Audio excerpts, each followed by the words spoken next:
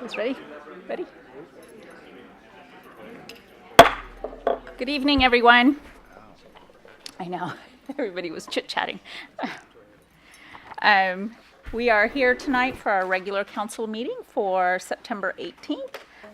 It is 6:03. Can we get roll call, please? All right. Mayor Didball, Here. Vice Mayor Harris, Here. Councilmember Buckland, Here. Councilmember Cleveland, Here. Councilmember Cardoza. Here. Thank you.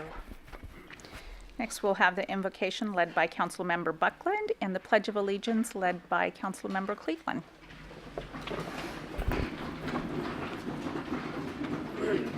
If you'll bow your heads as I pray.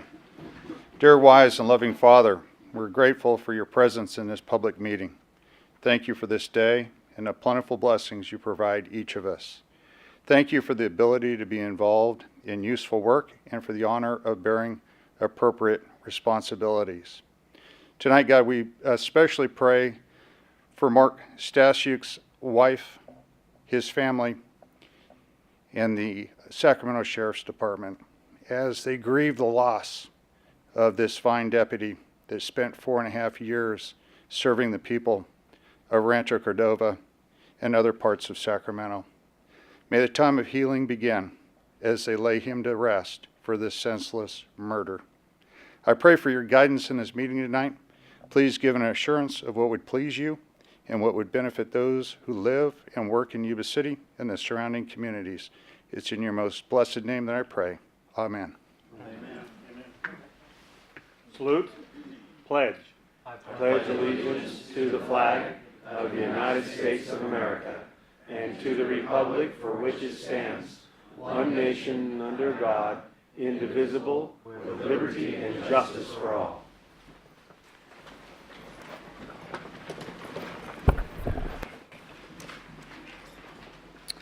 Thank you. Before we get started with the presentations and proclamations tonight, just want to make a public notice was published regarding the solid waste franchise agreement being presented this evening. This item is not on the agenda for this evening and will be noticed and brought to another council meeting. So I just wanted to make note of that. So we will start with our presentations and proclamations. Madam Mayor? Yes. I'm sorry, did you want to make a comment on item 4 as well for this evening's meeting, just in case we have people here tonight for that? Sure, we could do that. So we have also received information. So in light of the information submitted to the city by Harder Packing Company after posting of the agenda, item number 4 on tonight's agenda regarding the El Margarita master plan will be pulled and referred back to staff for further study. So if anybody's here to talk about that item will be removed for tonight.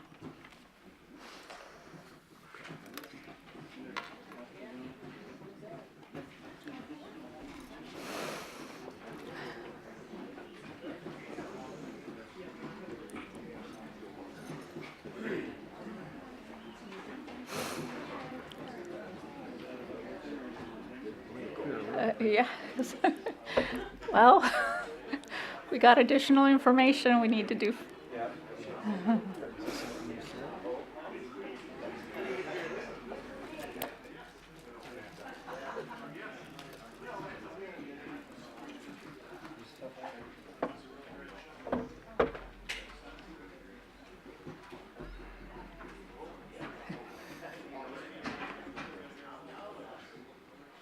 All right. Now we'll continue with our presentations and proclamations. So first we have the Yuba Center Arts utility boxes. We have Ben first, and then we'll have David Reed, right? Yes. Okay.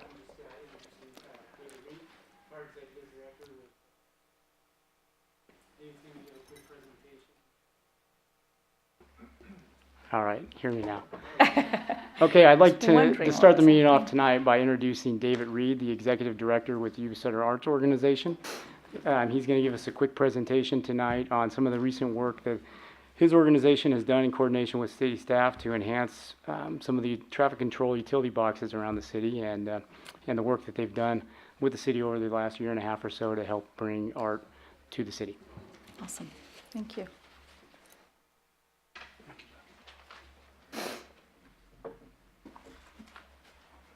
Good evening, Madam Mayor, City Council, staff. Great to be back to update you all on what we've been doing with our utility box project throughout the community. Or as we like to say, one of our new phrases is from eyesores to icons. Kind of like that. That applies to a number of things we've been doing, whether it's utility boxes becoming pieces of art or building walls, taking on a whole new life as they become new murals. It was great working with Ben and the team here this past year, but I want to give you a little more background on how this project started almost a year and a half ago. And it ties right into the vision and mission statement of Yuba Center Arts. We want to change the way everyone thinks about art, and our mission is to enrich the quality of life of our residents through art in all of its many forms. So, and this ties right in with that kind of a vision. A year and a half ago, April of 2017, we came up with the idea of a Cover It project, having seen it in many cities where they simply paint the utility boxes with colorful graphic designs. We took that concept, developed a fundraiser with our friends from City of Yuba City. Dale, good to see you here this evening. The Rotary Club jumped on it. We did a fundraiser and did our first Art, Wine, and Wickets event, which gave us enough seed money to begin this process. We met with Darren Gale. He gave us permission, along with a list of all the utility boxes that are city-owned, and we began. We set up a criteria for the submissions and basically did a call to artists, and that's how a lot of these projects begin, to see what's out there, who's available, and what kind of clever ideas they can come up with. So that very first concept, this is the rendering we received from Karen Folk. Here's looking at you, Cud. She's a little bit corny, but we love her. She's a UC Davis grad and a tremendous artist, aside from the kind of silly cartoonish stuff that she does. And as you know, it's been a real crowd pleaser. And that kind of put this program on the map, right at the corner of Stabler and, what is that? Butte House, thank you. I know that. Oh, there it is. It's right there. Read the slides, Reed. So if you haven't seen it, check that out. I've got a complete list for you here in the presentation, too. And then we had enough money to go on and do an additional one, and we put the roosters out there in front of Winco on Franklin, just west of 99. We started that project and actually started to paint a Caltrans-owned box. Karen had gotten the box primed. It's the one right on the corner, and I went, oh, this is going to be a beauty. And a Caltrans representative pulled over and said, ma'am, do you have permission to paint that box? It's owned by Caltrans. And she called me and said, David, I'm being arrested for painting the wrong box. Not quite, but I looked it up and I said, oh, darn, my bad. So we relocated her and got that box, got the right one painted. So the other one's primed and ready to go as soon as I have a chance to go through the Caltrans guidelines, which are about that thick. They've got some pretty cool stuff we want to paint, too. And that project, the rooster, if you know Bob Moffett from Capital Public Radio, he lives here in Yuba City. He saw Karen working on the project, stopped and did a nice radio interview and a little piece. So we kind of made the regional news with that one. That has, of course, then spawned the project in collaboration with Yuba City. Ben called us in. We did another call to artists, and Ben set up a committee with staff and local citizens. We had over 30 submissions, and then we began the next phase. So this is another piece by Karen. She was one of the chosen artists on the next round. The farm tractors at Lincoln and Walton, also by Karen. Calla Lilies, Franklin Road at Walton Road. The Chicken Band, this was actually done by Yuba City High School students under the direction of Pam Novak, who's a tremendous art teacher, and we just honored her as our 2018 Arts Educator of the Year at a reception Friday evening. And she was out there just before graduation with the students, hot days, to get that done in time for the walk when the students walked by for the graduation ceremony. So, and this is just a terrific creative treatment of that utility box. And there's Pam in the middle of a couple of students. Teresa King is the young woman on the left whose the concept this was. And I'm sorry, I don't know the other student's name. And on the other side of the ball field, box just simply titled Honkers by another terrific local artist, Madeline Templeton. And this is another one of Madeline's pieces at Garden Highway and Percy, her bees.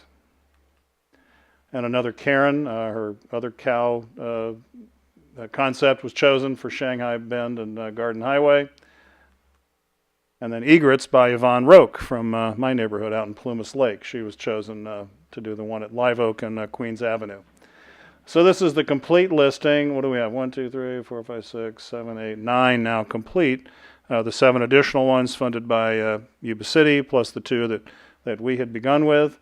We've got a couple in Marysville. They're a little behind, but they only have 8 boxes. They don't have nearly the infrastructure. So the Poppies for Remembrance on the left, and another Madeline Templeton piece on the right, the bike in the Buttes. And the woman on the artist on the left with Poppies for Remembrance is Rebecca Wallace, who's an instructor out at Yuba College and has done a number of murals for us up in Live Oak. A couple of privately sponsored utility boxes out in front of Britton School, out in front of New Earth. Leslie Greenitz got a contract, I guess, with the property owners there. So it's sort of taking on a life of its own. We saw some out at the fairgrounds with Dave Dillabo, and he'd hired Karen to do some additional ones. So it's, you know, it's kind of neat to see that sort of organic growth of something so simple, really. Our umbrella, I'm mentioning this to show a couple of upcoming, we hope, public art projects. This is the Umbrella Sky installation at our facilities in Marysville.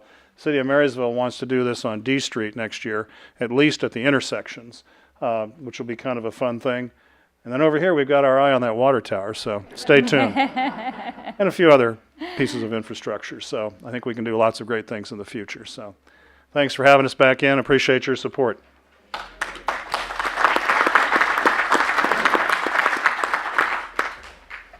To the mayor. And for David, you know, when you eyeball the water tower, Mr. Reed, know that it was and has been nicknamed the Pigeon Disco from the years back when it had the lights up on it and the birds would fly around it. So, yeah, so there you go. All right, thank you. And I'm looking forward to our future plans for that water tower. So, like David said, stay tuned.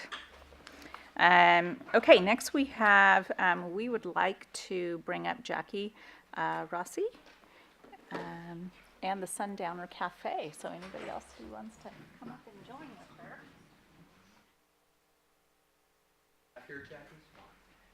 I invited Kelly, but she didn't make it.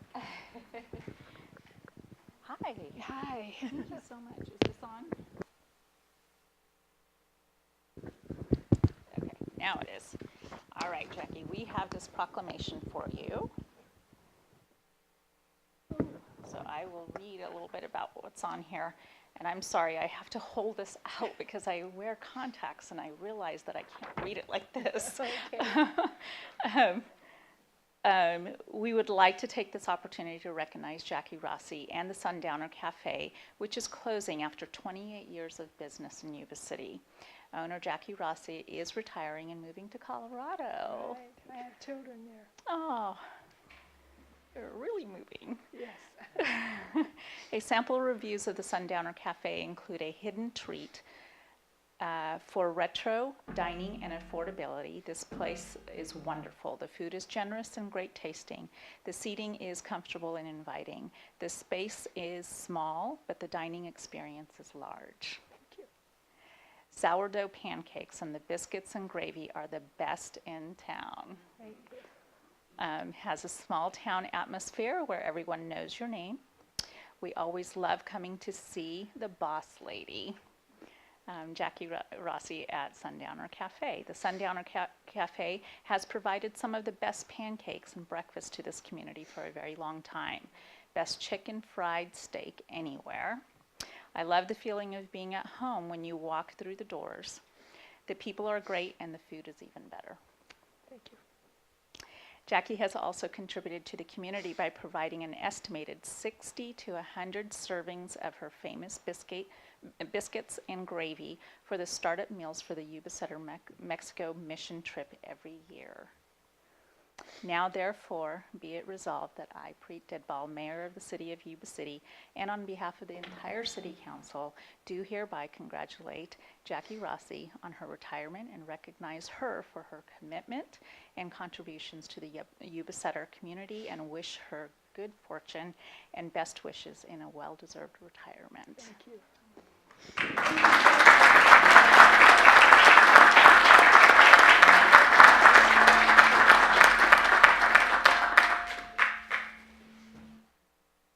This is the big biscuit. Exactly.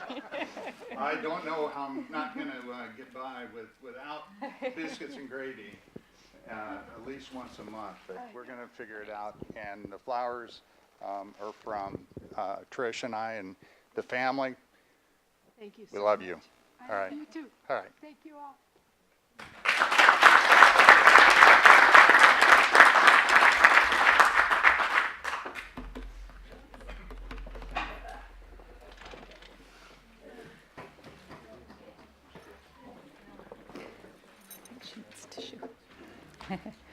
All right, next we have the Economic Development Commission report. We have, oh, Darren first. Good evening, Yes, okay. Mayor Didball, City Council members. I'm Darren Gale. I'm your Deputy City Manager of Economic Development and Public Affairs. This evening, it is my pleasure to introduce the chair for our Economic Development Commission.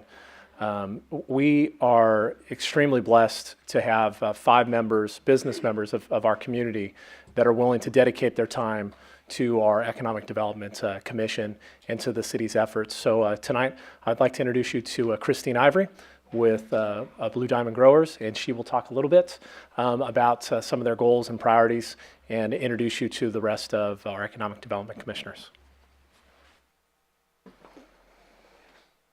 And thank you. And yes, on time, sorry. It is harvest right now, so there is not much time, and that is almond harvest, walnut harvest, right? We just finished peach harvest, so yes. But on our commission, as Darren said, I'm Christine Ivory with Blue Diamond Growers. There are 5 of us, and we represent different industries within our city. Vinnie Joel, she is with Kaiser Permanente. Greg Heckman is with River Valley Community Bank. Todd Redman is with Baked Industries, and David Burrow is a realtor. We get to come and meet every other month, and anyone is welcome to join our meetings and talk about our great city and what we can do to make it better. A couple years ago, we worked on a strategic implementation plan. And so recently in our meeting a couple weeks ago, we revisited that plan to see what we've done, what we need to work on, and what we may need to ask for help on with some other commissions or associations. And so that plan was to grow our image, grow our businesses, and grow our people. You'll be happy to know that once we made this plan, we have done a lot of that, and we look forward to continuing with more success. One of our Grow Our Images was we had a Farm to Fork event, and unfortunately, we did not have it last year, but for 2019, we will have it again, and that was on Plymouth Street. And for any of you who attended, it was an amazing event. And it disappoints me that we haven't had any more of those, because Yolo County had one last weekend, and they had over 500 people. It was a sold-out event, and it was amazing. Sacramento has one, and so I'm going to bring that back to Yuba City, and we are going to have another amazing event. So, grow our businesses. The Yuba City Lodging Association, we had a little timeout, but we are helping them and getting them back on track. And we're happy to be working with them for our Farm to Fork and also our other festivals that may need some help. Our Swan Festival is also an amazing event that we need to get people. The Arts Festival, there's lots of events and grow our people, our improved workforce development and training and coordination with the business community. And so we hope to continue all of that. And we want to thank you for the opportunity to be able to continue our city to thrive. Any questions? Sorry I speed through that, and so. Thank you. All right, thank you.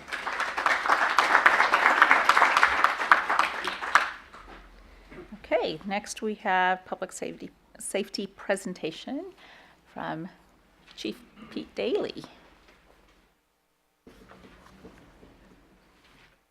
Help me out. Which one is it again? Okay. Good evening, Mayor Didball, members of the City Council. I'm here before you tonight for my semi-annual presentation regarding the fire department and the status of the fire department. So let's get going. So right off the bat, a couple things have happened since last time I met with you. Is we've actually purchased and received our 2 new apparatus. We received a new engine for Station 2, and we received a new rescue air light unit for Station 1.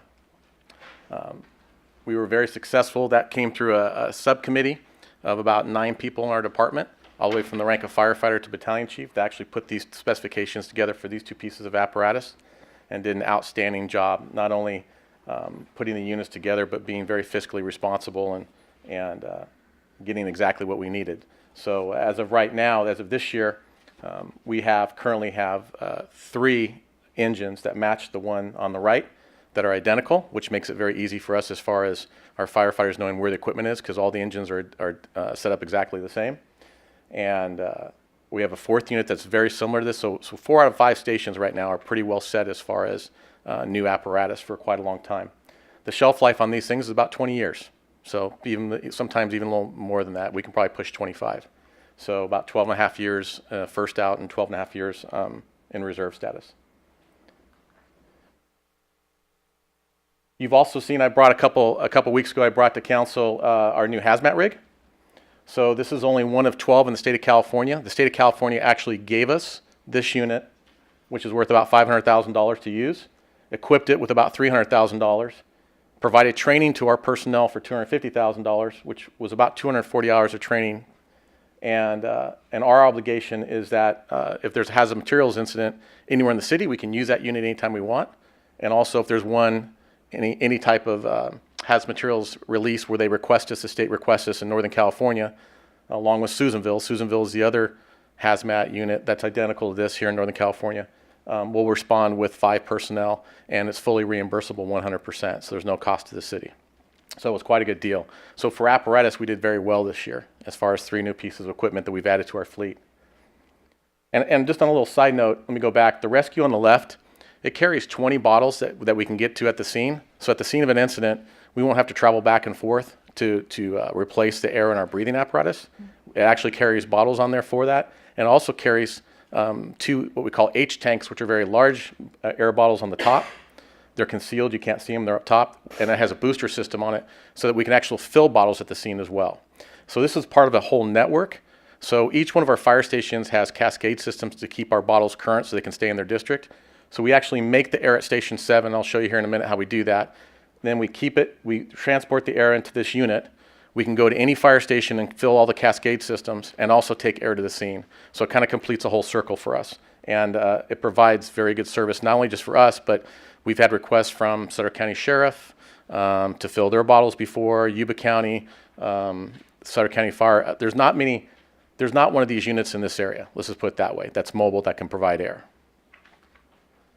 I talked about the hazmat unit. So the self-contained breathing apparatus is the other thing that we purchased this last year. As far as equipment, new equipment, we talked about apparatus. Let's talk about our equipment for a second. We purchased a new breathing apparatus. We just put those in service. Those are some of our guys doing training right there with the new breathing apparatus. We got a great deal on them. We had a committee for that as well. And we were very successful. And those are the bottles that we fill at the scene. That we use so firefighters can go back in multiple times inside of a structure. The average firefighter, depending on how much air they're using, can last anywhere from probably 20 to 25 minutes on a single bottle of air. The younger guys who get a little more excited may only last 20 minutes. The more senior guys who know how to control their breathing can last 25 or 30 minutes. Usually guys will go through 2 or 3 bottles of air easily, on an incident. So it's important we're able to provide that air. So how do we get that air? Whoops. Just at Station 7, we just had this, which is on Butte House Road. That's what we call our SCBA station. That's where we test and repair all of our SCBAs. And we also put in this compressor system. So this compressor system is what provides air to the rescue, which allows the rescue to get out to the scene or to the fire stations to deliver the air. So this system right here, when you think about air for an SCBA, it's the same air, same quality air that you put in scuba gear. So it's grade D air that's filtered and made sure it meets certain standards. We test our air every so many months to ensure that we're getting quality air. and the firefighters are safe with the air that they're breathing. So it starts here at Station 7 with this compressor system, delivers it to the rescue, which delivers it to the outlying stations and to the fire scene. One of the grants we received this year, moving on to grants, is a fire safety and prevention grant for $25,000. In the past, we've put out a Be Prepared Yuba City guide. Yuba City Fire Department is responsible to help run the disaster preparedness for the city. And so one of the things we'll be updating is we're going to be working in conjunction with the county. And we received a grant for $25,000, and we're going to be changing it to Be Prepared Sutter. And it'll include everything for Sutter, Live Oak, Yuba City, as far as a new guide on how to be prepared for disasters, whether it be floods, fires, earthquakes, etc. So that was kind of a nice grant that we received. With some of the things we're going to be doing with the grant, we're guessing it's probably going to run about $30,000 to $32,000, but the county's had an interest of helping support that. Between the county and ourselves, we should be successful in getting that done. Another grant we received, we'll be talking about later tonight, but just real quick, is our SAFER grant, Staffing for Adequate Fire and Emergency Response, through the Homeland Security grant. That grant will allow us to hire 9 limited-term full-time firefighters for a period of 3 years, and the program is valued at $2,483,244. And I'll talk a little bit more about that tonight when I ask for permission to move forward. Hopefully the answer is yes. We'll think about it. We can think about it. Okay, that's all I can ask for. Another grant that we received was funding for Homeland Security. We received almost $40,000 for vehicle extrication equipment. So that new engine we got out there, Engine 2, if you saw it earlier, out in the parking lot, that's one of our brand new engines. We also got a grant for all the what we call Jaws of Life, the vehicle extrication equipment that goes on that engine. So we were successful in receiving that grant. It also included 2 AEDs, automatic external defibrillators. We carry those in all our engines, as well as some special helmets that we use for water rescue so we can communicate and keep in touch with our firefighters who are on the water. It takes a special type of communication helmets. Another grant that's pending right now, going into some grants that are pending right now, is we have another grant for Homeland Security for 2018 for new gas monitors for all of our engines for 12 dry suits. Example of the dry suits is on the left. Those red suits are called dry suits. And the value of the new gas monitors and the dry suits is about $23,000. We feel successful that we'll get that grant. That's usually a pretty solid grant that we get. Another grant that's pending that we feel confident we're going to get is one for some software for that green engine that I showed you, our hazmat unit. There's a lot of software involved in that with chemicals and understanding different chemicals and definitions, and pluming models. Pluming models allow us to actually take some of our streets here in town, and we can put the weather conditions inside this software system. And if we're on scene of a hazardous materials incident, put the weather information in, put what type of chemical it is, and it'll actually draw us a plume and tell us where it's going to go. We then print that out very quickly. We can give it to police officers or firefighters so we know exactly where to evacuate. If you look at this particular example that we have here, the small little yellow inner circle, or the red inner circle, is the most dangerous. As it spreads out, the next yellow circle is the next dangerous. The next yellow is which direction it's going to go in so many minutes. And then the parameter they give us for evacuation is the black dotted line. So this is a piece of software that probably going to run, if I remember correctly, around $9,000 or $10,000, and we'll be getting that on a grant too, to go in our hazmat unit so we can do plume models of almost any chemical that's released in town because of vehicle accidents, truck turnover, business, something like that. Another grant pending is we're going to look at replacing on the public education side, which is an important piece for us, is a new fire safety training house. If you've seen our old fire safety house, it's had its days, it's wearing down. We put in a grant for that. That particular fire safety house allows us to teach kids about cooking hazards, electrical safety, fire extinguisher usage, smoke alarms, fire safety and escape planning. It's actually a house that they go into. It's a trailer, and we teach them how to crawl. We teach them what to do when the alarm goes off that creates smoke inside, and it creates an environment. The kids love it. It's a pretty healthy grant. We're hoping we get it. The grant will probably be about close to $100,000 if we're successful. A couple facilities projects we're working on. Station 1, we're in the process of having RRM design. We've hired them to their staff to create a preliminary site plan for Station 1, which is going to start taking a look at development, elevations, layout, primary construction, budget, those type things. Station 1's our oldest station. It's well over 50 years old. It's reached its life expectancy. This will be a rather large project. And so right now we're just getting the preliminary data on it for this year. so we can plan appropriately. Station 2 is our other facility projects. Station 3, 4, and 7 are doing fine right now. They're doing really well. We've done some remodeling to the other stations, but Station 2, we do have money in the budget, and we're working on that project. And right now, we're looking at the plans being finalized for an addition. We're looking at an addition. On the right side of the picture is the front of the building that we did a bunch of work to last couple years as far as ADA accessible, those type of things. If you also look a little bit around the fencing, you'll see 8-foot security fencing, lighting, and things like that. We poured all new concrete in the back. And this picture on the left shows all the new concrete in the back. We put the pad in. So the pad is where the new dormitory facility is going to go. This building is our second oldest station. It's well over 35, probably closer to 40 years old. We've outgrown it. It's a very small station, and we really need space to be able to house our firefighters in there. And so we'll add a dormitory facility, which will have a kitchen, a dormitory kitchen, and new living area and new restrooms. And that's on, that we'll have a better idea. Our goal is to have the plans finalized by December, go out to bid the first of the year, and then look at construction in 2019. It's much less expensive for us to remodel than it is to build a new facility, much less expensive. One of the training tools that we're going after that we have money budgeted for this year, we put in for the budget, is a training tool, and it's also one we can use during disaster preparedness, and that's a video conferencing system. We're working with Brian Hansen from IT. Our original conferencing system that we put in probably 15 years ago was well over $500,000. That's where the technology was back then. Today, we can well exceed the expectations of a new video conferencing system in the range of $50,000 to $60,000. And what that does, that allows us to train our firefighters and keep them in their stations. So at our classroom at headquarters, we can conduct training, and no one has to leave their fire station. They can view it, and they can interact through the TV and through the monitors. So that way we can keep units in their stations, because fire department is all about response times. It's all about how quick we can get there to either help someone that's hurt or to knock down that fire while it's in its small stages. And we can't do that if we're all at Station 1 all the time. So we need to be in our stations to do that, to cover our districts. A couple quick things as I close out will be some of the instances we responded to this last year. Yuba City Fire Department, we respond to the car fire, which is in the old Mount Shasta area. This was a picture that we took when one of the heads was starting to come over the ridge on 299, and it was quite an event. Here's just some small pictures of different things we ran into. We responded to the car fire so far this year, the Buttes fire, and the Hertz fire, which was up by Shasta. We provide mutual aid throughout. We have a mutual aid engine through the state fire marshal's office, so we respond that to mutual aid requests. That's very similar to our hazmat unit. We send people in the state, or the state reimburses us for our costs, so there's no cost to our firefighters, or to our city, excuse me. So at one point, I can tell you that our firefighters experienced fire on all four sides of them at the car fire.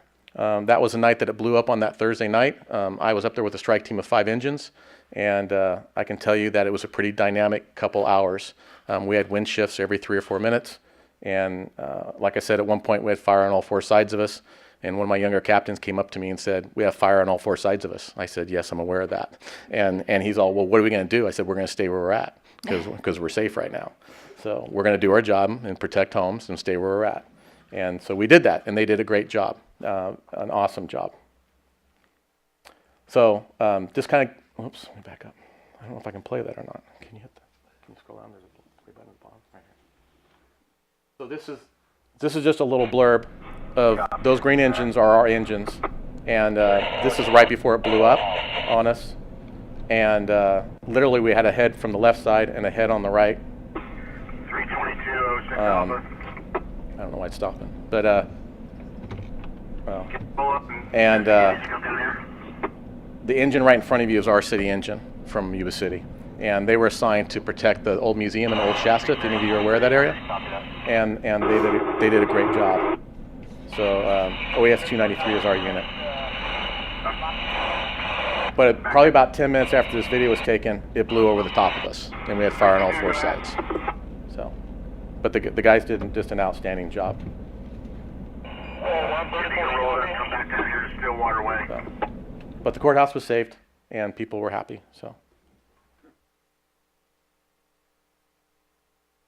So this is a strike team I took up of 5 engines. A neat little story on the right I'll share with you real quick as I close out. and that is that was actually a Linda fire engine, a Linda firefighter, and we responded to an area that a house was threatened. They were able to save the house. They were not able to save the flag, so they took the flag down and they folded it nicely and left it on the porch and said, "Sorry, we couldn't save the flag, but we saved the house." And our strike team number was 3802 Alpha, and they left it 3802 Alpha, which I thought was kind of cool. And then I received a very touching email. I guess it went kind of viral. I received an email from the daughter of the homeowner. He was a veteran, and he had been in that house for 40 years, and he did not want to lose that house. So when he saw that his house was still standing and how we respected the flag for him that he had up there, he was very happy, and she was in tears. And so it was really nice talking to her and know that our local strike team that responded, whether it be Yuba City or Linda, we made a difference, and that's important. Last thing that's been really happening, we've been really a busy department as far as hiring and promotions. In 2017, we hired or promoted 23 individuals, and in 2018 we did about the same number, about 23 individuals. So for the last 2 years, we've hired or promoted 46 people within our department. We have a very young department now, and they're a great group of men and women, and they're doing an outstanding job. And I still have 9 new firefighters that I've already completed chief's interviews. So if we're successful tonight with the SAFER grant, then we'll be moving forward with them on backgrounds and medicals, which is on top of the 46 people that we've either hired or promoted in the last 2 years. So that's what Yuba City Fire Department's doing. I'll be happy to take any questions. Thank you very much. Any questions or comments? No? Okay. Thank you. Chief, you can't leave yet. Actually, there is one small item real quick. So, more of a comment. So, Chief, you would say that while it is difficult usually, and I've watched you go after all these grants and talk to us about them and the efforts, while it is very stressful and difficult to get the funding put together, you have been very successful and made sure that also our firefighters are the best equipped and the best trained in this whole area. And that's a comment, a statement. You can agree with it, however you want to respond, but it's a phenomenal feat for you to have done and actually accomplished that in this area. Thank you very much. I'm going to agree 100% on that. I know how good they are.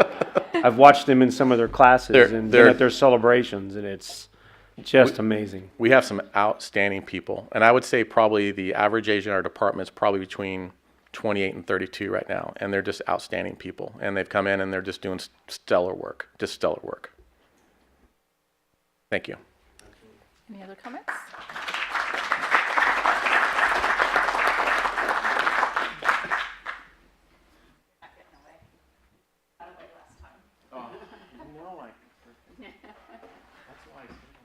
Yeah, exactly. So we got you this time. Okay. All right. So Yuba City personnel, as Chief Daly just mentioned, assisted with the car fire. At the last council meeting, council recognized the Yuba City personnel that did assist with the car fire. Chief Daly was unable to attend as he was still out there with the other fires. So tonight, we are going to take this opportunity to recognize our chief as well. The car fire began on July 23rd, 2018 and grew from 40,000 to 80,000 in 24 hours, which is equal to 28 acres per minute, or about a football field every 3 seconds. The fire created its own weather system, erratic and gusty winds. The fire burned approximately 230,000 acres. Yuba City Fire Chief Police Daly and was the strike team leader for a team composed of 5 OES Type 1 engines from Yuba City Fire, Linda Fire Protection District, Willows Fire, Quincy Fire, and the Peninsula Fire. The strike team was actively involved in the firefight to save the homes and structures, just as described earlier in the report.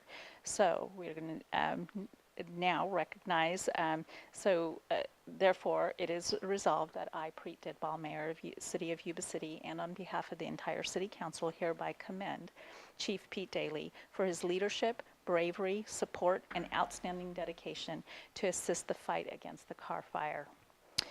We sincerely urge all residents of Yuba City to join me in recognizing Chief Daly for his hard work and efforts battling the car fire, the 6th most destructive fire in California history. So thank you very much.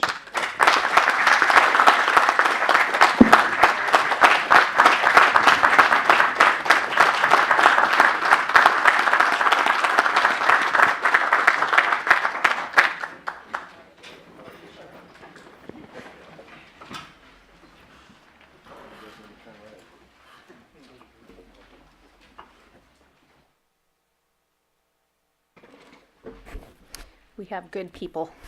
Thank you. All right, next we have a bid award, Police Department Site Improvement Project. We have Ben Moody. All right, so the item before you tonight is to award a contract and provide funding for the Police Department Site Improvement Project. So I was here about a month and a half back requesting authorization to proceed forward with the plans and specs, and we talked about the need for this project with, it's not just it's an expanding the site to provide infrastructure for future K-9 units, future storage, secured evidence for the for vehicles that are considered evidence, for a secured site for that, and then infrastructure for the future solar panels project that's pending to ultimately long-term save money for the police department. So there was discussion that with this bid environment and the economy, that we're pushing the threshold for funding that was budgeted. And when we went out to bid, we received 5 bids, so we had a good turnout on the bids. Staff felt we changed the specifications a little bit through an addendum to give the contractor a little more time, and then also looked for opportunities to do some value engineering. And with that, we believe we got 5 bids, with the low bid being from a reputable local contractor in the amount of approximately $1.1 million. Died on me. There it goes. So the bid results range from $1.1 million to $2.3 million. It's all over the place. And you can see that a lot really with the economy, with people that are just, they're too busy. So if they want the work, it's a really high price. And McEwen was able to really get in and look at the price and coordinating through what was budgeted and a lot of comments from us on what we could do with expanding the time frame to get us a good price. So with that, to move forward with the project, staff recommends moving forward with the project. And in order to do so, we need to bring some funds in from some different funding sources that are identified from the police department that we're able to skim a few dollars off of different budgeted items so we can bring that remaining money into the project account to make this project happen and move forward. And so I'd be happy, so staff recommends moving forward with the low bid of McEwen for $1.1 million. It's a $1,107,200, and authorize the city manager to execute the contract, and then also provide the supplemental appropriation as described in item C. Police Chief Landon and Jeremy Garcia, Assistant Chief, are here. They've been instrumental in working with city staff, public works staff, to really pin down what the needs are for the project, and they're here to answer any questions you may have. Great. Thank you, Ben. Any questions for Ben at this time from council or comments? No? Pretty straightforward. Yep. Do we have a motion? Through the mayor, Uh-huh. I'd like to use staff's recommendation for the bid award for the police department site improvement project. Do we have a second? Second. All in favor? Aye. Any opposition? Did that include all A, B, and C? Because the motion was just for the site improvement, but we need to move supplemental funding to be able to do it. So And that will include A, B, and C. All of them. So I'd be included with the ayes. Yep. Okay. And any opposition? No. Okay. Thank you. Thanks, Ben. Next, we have ordinance, the Yuba City Board and Commission ordinance amendments. Terrell.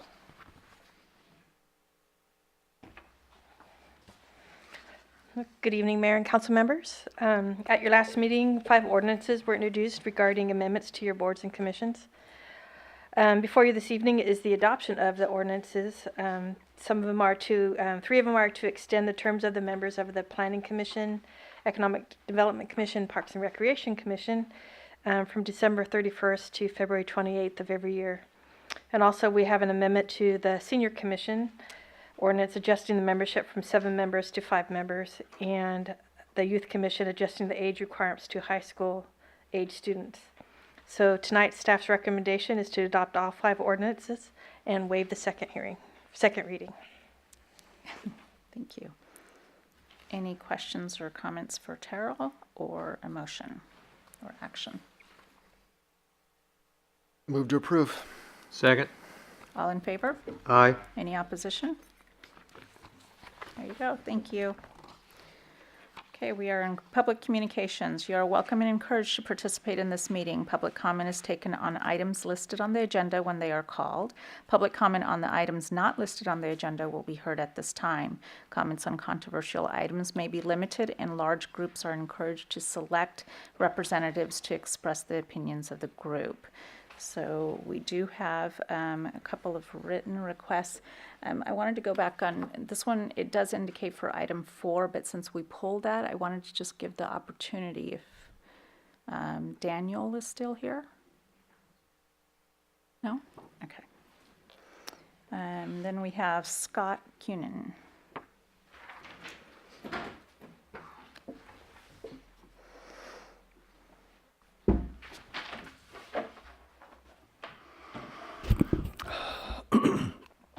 Good evening, Honorable Mayor DeBall and other honorable members of the City Council. My name is Scott Cunin. I'm the owner of Recycling Industries and grateful for the opportunity that I have to share a couple of moments with you.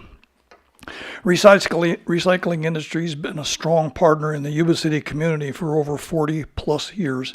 We built our company with our own hands. In fact, I started it in our own backyard.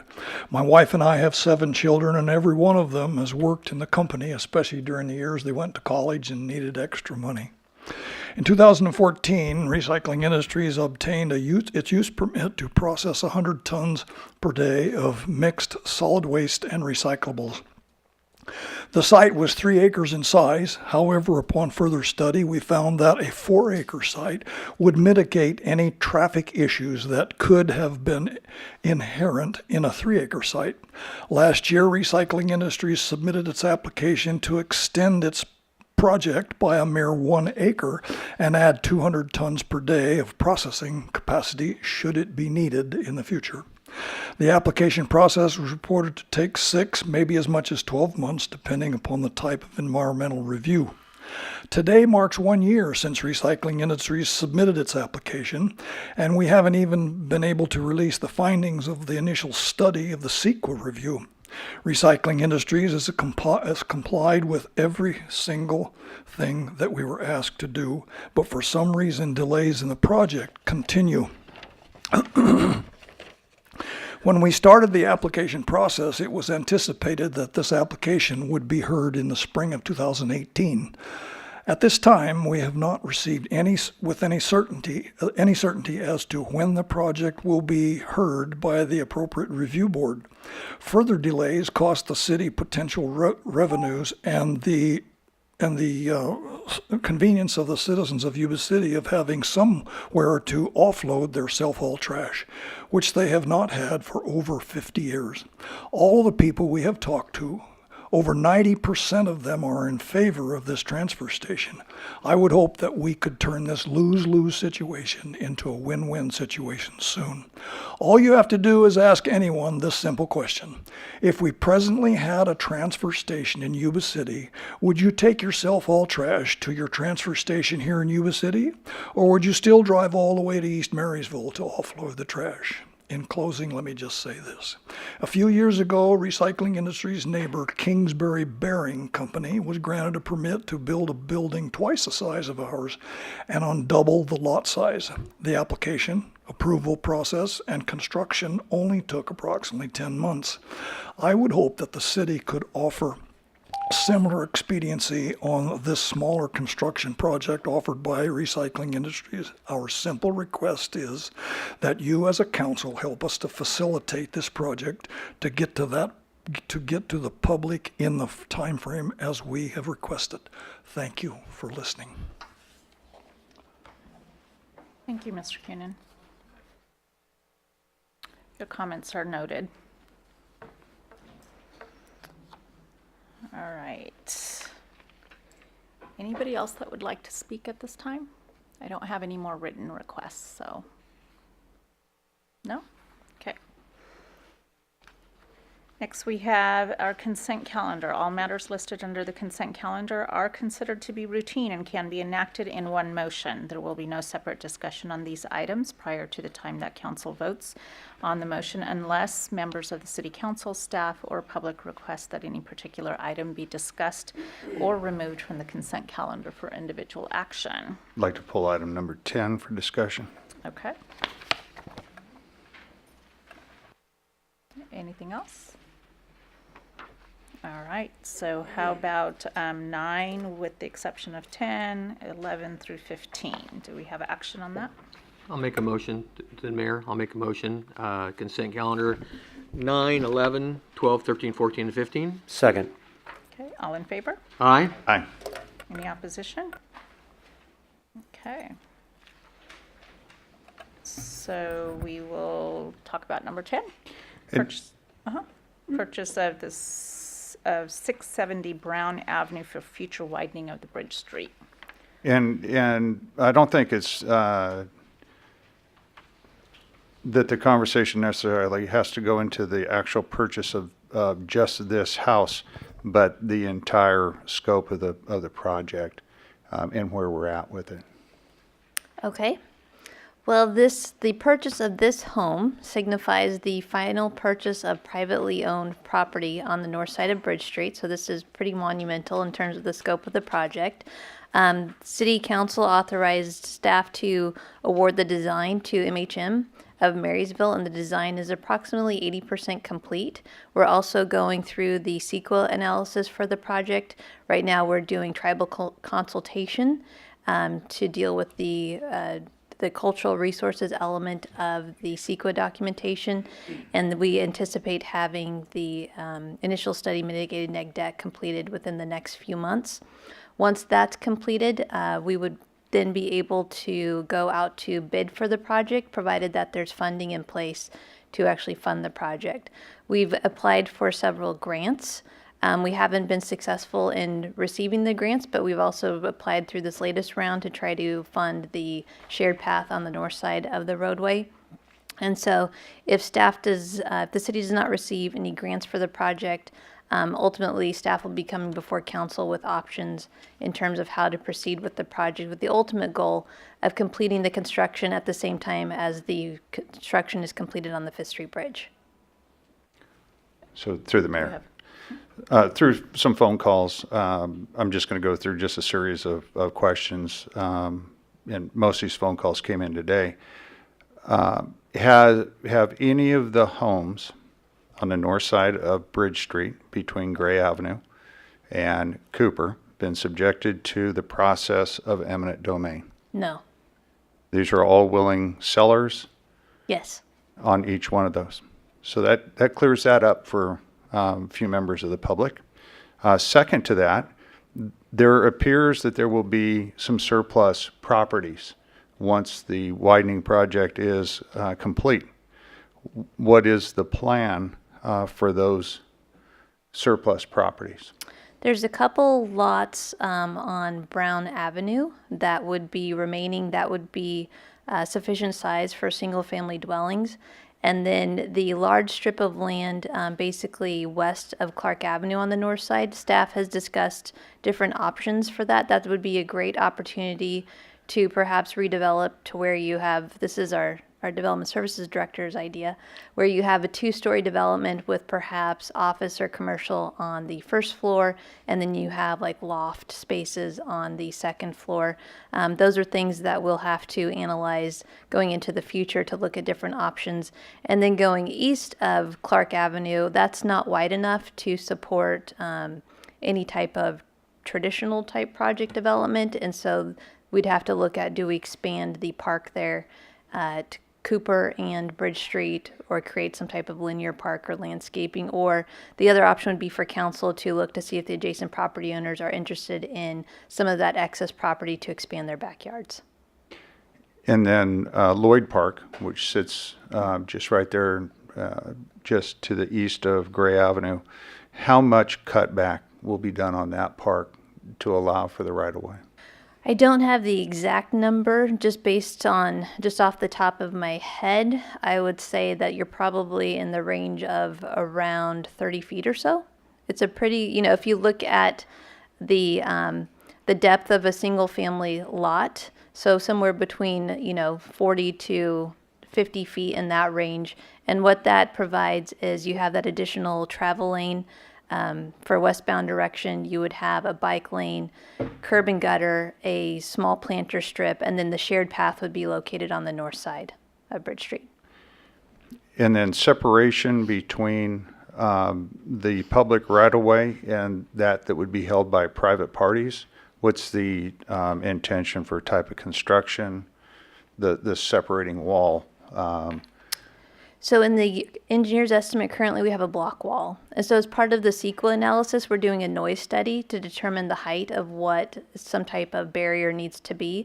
CEQA doesn't necessarily dictate that it has to be a block wall, but over time a block wall provides, is more friendly when it comes to maintenance. If you were to install a wood fence, over time you have to replace the wood fence. The block wall, not only does it provides the adjacent property owners more of a sense of that it's actually attenuating the noise. I think that's all I have for questions. That came from 5 separate phone calls from neighbors, all in that area. But they did want to commend the city for coming in and putting a rock compound down. It has mitigated some of the dust when the wind's been blowing. They do have some concern, and I'm trying to ease their mind that none of the pipes that are sticking out of the ground are active with gas or anything like that. So that's one of the things that's kind of coming to mind of some of the folks that are living right there. Is they were concerned about that. But other than that, I think the neighbors are all pleased and looking forward to a number of the changes. They do have concern over noise, but they know that is just something that will be coming with the progress, and that it will be mitigated the best it possibly can. Correct. So thank you. All right, thank you. Thank you, Diana. All right, so do we have action on this item? I'd move to approve the item. Second. All in favor? Aye. Any opposition? Great, thank you. Okay, next we have our staffing for adequate fire and emergency response, the SAFER grant. You're back. So I'm back. Hopefully I warmed you up. So this is kind of like hopefully the icing on the cake here. So Mayor Dibble, members of the council, I'm before you tonight to talk about the staffing for adequate fire and emergency response grant that we applied for. Back in April 10th of 2018, the council authorized me to submit an application to the Department of Homeland Security for consideration of funding under the 2017 Staffing for Adequate Fire and Emergency Response, also known as the SAFER grant. That grant allows us to hire 9 limited fire recruits. Yuba City received that grant, and rather quickly, I should say. We were on the front end of that for $2,483,244. That was a grant award, which will allow us to move forward with the hiring of the above-mentioned limited-term fire recruits. This year's SAFER grant funds cover fully burdened salary and benefits of firefighter salary on the following schedule. So year 1, the grant covers 75%. Year 2, the grant covers 75%. Year 3, the grant covers 35%. Local agencies are required, obviously, to provide a local match of 25% in year 1, 25% in year 2, and 65% in year 3. Under the grant, the federal government will provide $1.5 million, to be exact, $1,531,334. On the city side, fiscal year 18-19, the city will provide $206,937. Fiscal year 19-20, $206,937. And year 2021, $538,036. The acceptance of this 2017 SAFER grant provides the city with a cost-effective way to increase fire department staffing, maintain response times, and provides overstaffing to assist in reducing overtime costs over the grant's 3-year period of performance. So one of the things I did when I applied for the grant was I didn't ask for 6 people, I asked for 9 people, which would allow us to overstaff and have an additional person on each shift. What that allows me to do is I have people that go on vacation or sick leave, and instead of having to call back people on overtime for the first person that's off sick or on vacation, I'll be able to take that one extra person I have on duty and assign that person wherever the vacancy is on shift. My goal on that is to save approximately $450,000 over the 3-year period, thus reducing our costs for our portion of the SAFER grant. So with that, I'm asking for the council to consider to accept the award of the 2017 SAFER for adequate fire and emergency response grant for the hiring of 9 new limited term 3-year full-time fire recruits, and authorize the finance director to modify the fire department's budget to make a supplemental appropriations to appropriate revenue and expenditure accounts. And I'd be happy to answer any questions that you may have. Great, thank you. Any questions for Pete and council? Action? If no questions or comments? Through the mayor, I'd like to make staff's recommendation of A and B. Okay, Second that. all in favor? Aye. Any opposition? Thank you very much. You've got the grant. Okay, next we have a 5-year housing strategy. Darren.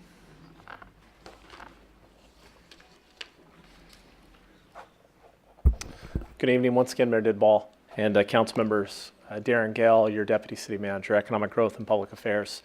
So tonight I have the pleasure of speaking to you about a housing plan and a housing strategy.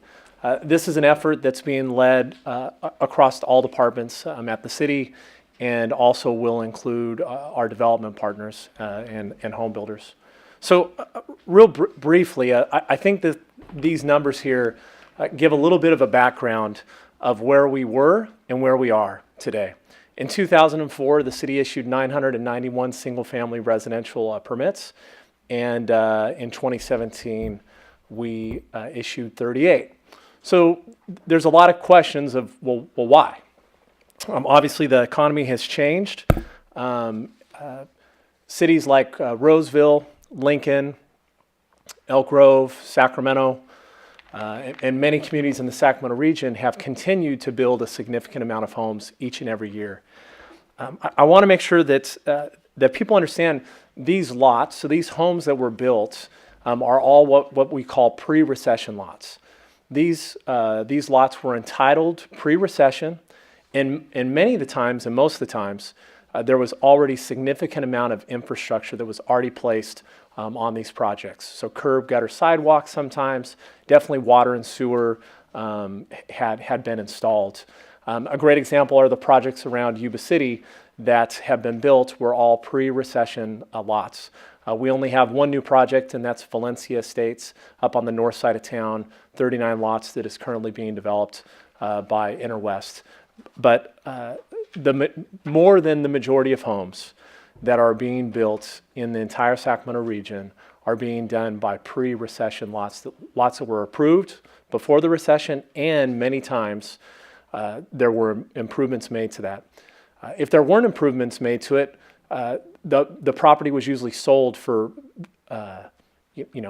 people like to say 10 to 20 cents on the dollar, much less than the actual value in the property.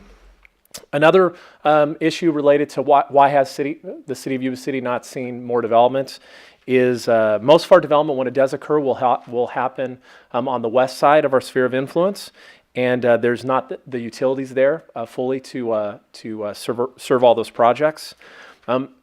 in addition to add to that is we don't have large landowners. Most of our parcels are owned by very small parcels.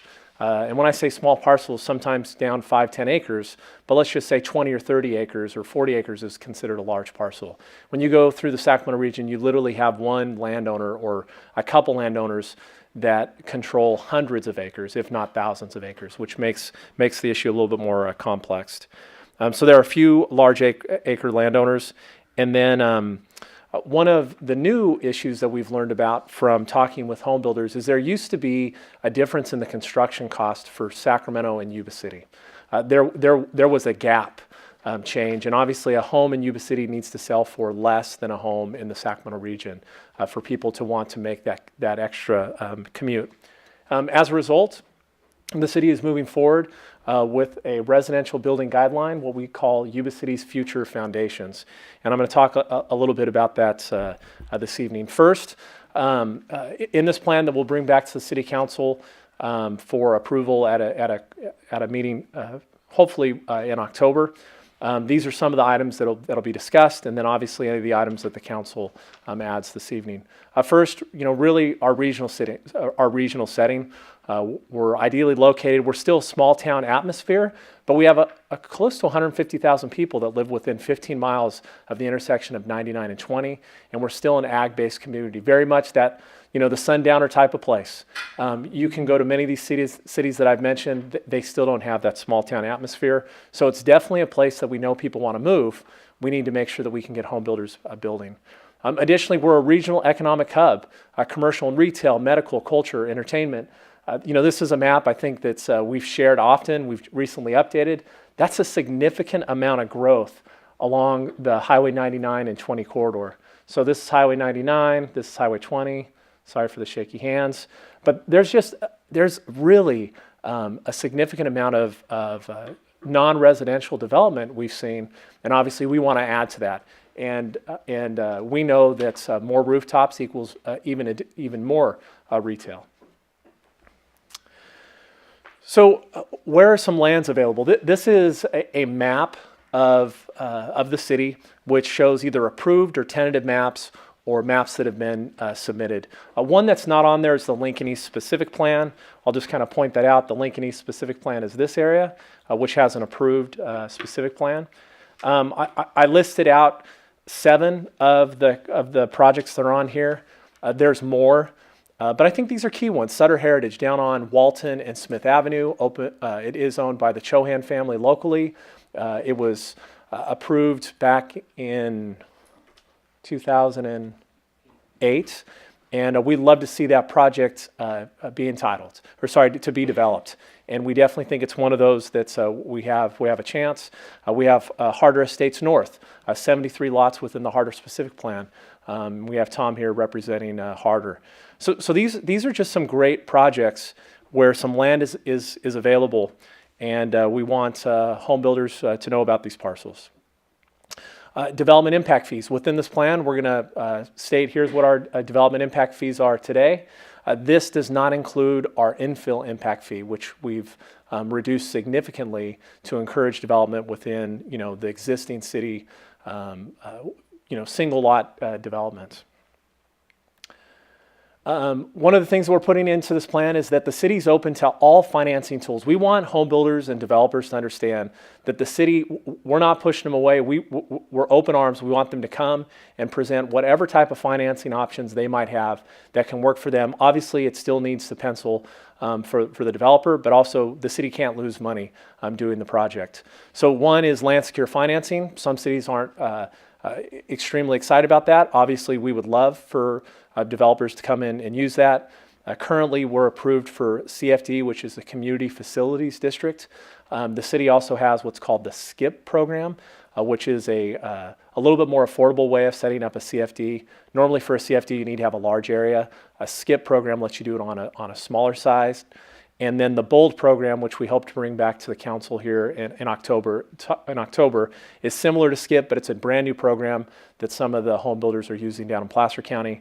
And we'll be presenting that to the council for consideration. Obviously, any type of private financing some cost sharing reimbursement agreements where developers might have to place in some infrastructure and then they can be reimbursed, and then area benefit and zona benefits. We're willing to consider everything. Just before the meeting, Tom asked me if we had put on enhanced infrastructure finance districts, which are called EIFDs, be something we would consider. West Sacramento has been the only city to successfully use that. Part of the problem is that they have a different type of revenue. They receive a significant amount more revenue off property tax in the 40 to 45 cent range, where we're 16 cents on the dollar. So not as much capacity to be able to use it, but we would love to consider it, and that will be part of this plan for any type of home builder or developer that's coming in. Infrastructure, we have a couple maps. On the left is our wastewater collection and treatment system, and on the right is our system for water and where the lines are.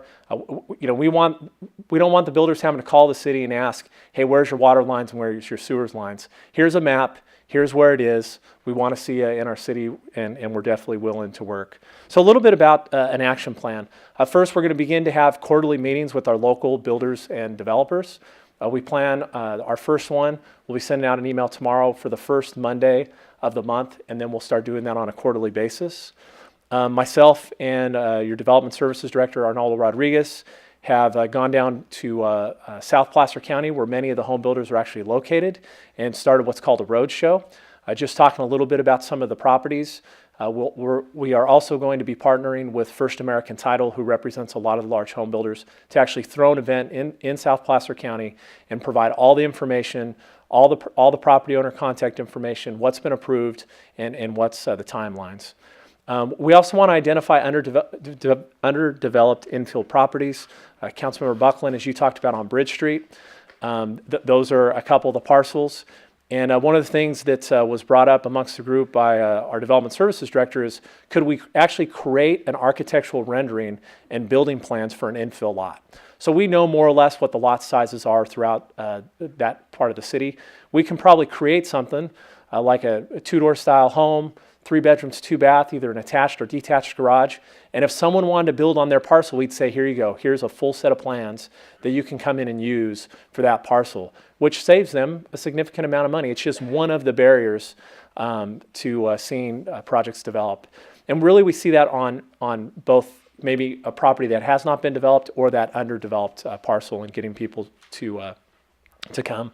Obviously, we want to encourage development adjacent to existing utilities, water and sewer. We will encourage phased improvement projects. As we've talked to home builders, the national home builders, they're not interested in coming to town and building or taking 200 or 300 or 400 lots. They're talking about 20, 25, 30. That's a big change from 2004, where literally they wanted to take a development site of 300, 400 lots. They're definitely on the smaller side. And really this final point is one of the things that is going to be really key of this action plan, which is the city is open for business. We want to sit down and work with any developer or builder. I love developers. I love home builders even more. Developers are speculating on land a lot of times. We would love to sit down with that home builder to figure out, hey, how does this work? And we'll sit down with our landowners also. But we're open for business. If someone comes in with a tentative map, there's no other jurisdiction that can process a map in a timely manner as the city of Yuba City can. And we've proven that on multiple projects. And obviously we want to see additional retail developments occur. And we're very excited to have the council talk a little bit about this evening. We'll bring this back in October, probably right after we have that meeting with our local builders and developers. And like I said, it's definitely something we need. There's going to be really very specific actions we can take and report back to the city council. I do know that we have a couple people in the audience that might want to talk about this. I know we have a home builder here, or used to be a home builder. Virgil still used to, wants to be a home builder in Yuba City. And one of the things that everybody says is, well, your impact fees are too high. That's one portion of an equation. And so if we can sit down with the home builder and work through the process, and if we need to come back, great, we can come back to the city council and bring something. But, I think the thing that all of us hear is, well, impact fees are too high. There's much more that's affecting the price of a home. Construction cost, cost of the land, entitlement cost, time. And so we definitely want to sit down with those home builders and developers and work through that. And we'll have a housing plan that we can hand them that's been endorsed by the City Council and includes information from our local home builders and developers. So I can answer any questions that you might have. I know Diana and Arnaldo can answer any technical questions also.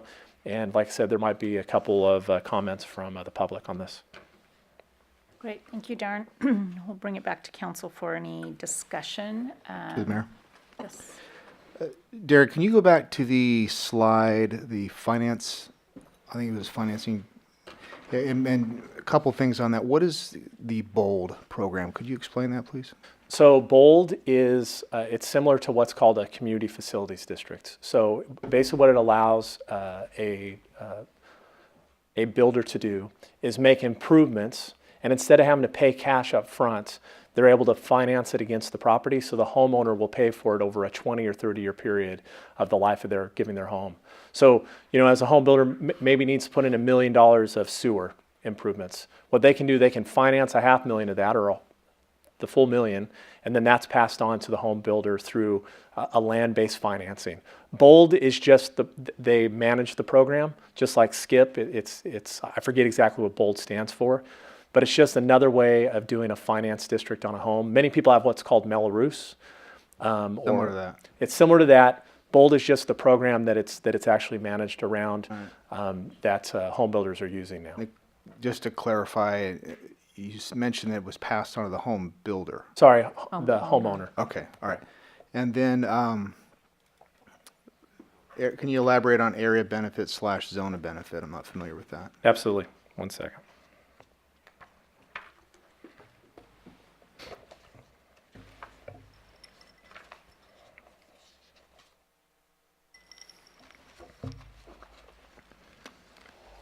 So area benefits, the purpose of an area benefit is to make a provision for assessing properties as a condition of approval of a map. So when a project is approved, there's conditions placed upon it. Conditions of the development approval or as a condition of issuing a building permit. It may be established so long as the construction of public improvements provided by the zone of benefit is required by subsequent developments. So Diana might be able to give you the non-technical. I'm reading from kind of our draft zone of benefit, unless you had an additional question. I'm sorry. That's okay. That's why we're here. I do have an additional question. So it has to be a public improvement as part of a zone of benefit. Okay. All right. Do you want me to ask my other question of you, or would you like Diana to step up and elaborate real quick? Yeah, I think Diana can answer that question better. All right, we'll do that. What's that? Put her on the spot. Often if you build a public improvement that benefits a specific area, similar to our lighting and landscape maintenance districts, you create zones of benefit to identify which properties would then reimburse for that specific improvement. Okay. All right, that makes sense then. And then one last thing. You mentioned impact fees. Yes. Yeah, and I completely agree. I hear it often that our impact fees are too high, and that a lot of folks are assuming that the five of us think that we are Roseville. We don't, obviously. But however, if our fees are not proportionate to the perceived benefit that folks down in Roseville have, and if they're too high, as a matter of opinion, is there any? I understand that our fees are perhaps, at least some of them are based on studies or information that was sometimes even a decade old. Do we have any plans in place? Are we getting things in order to proceed with the 1600 study? Not at this time. However, the impact fee study has been updated based upon construction price over time. So it's not like that it sat stagnant. Maybe Diana has a different answer. All right. But I will say, to build a road in Roseville costs the same amount as it does to build a road in Yuba City. Thank you for saying that. That's important for folks to understand.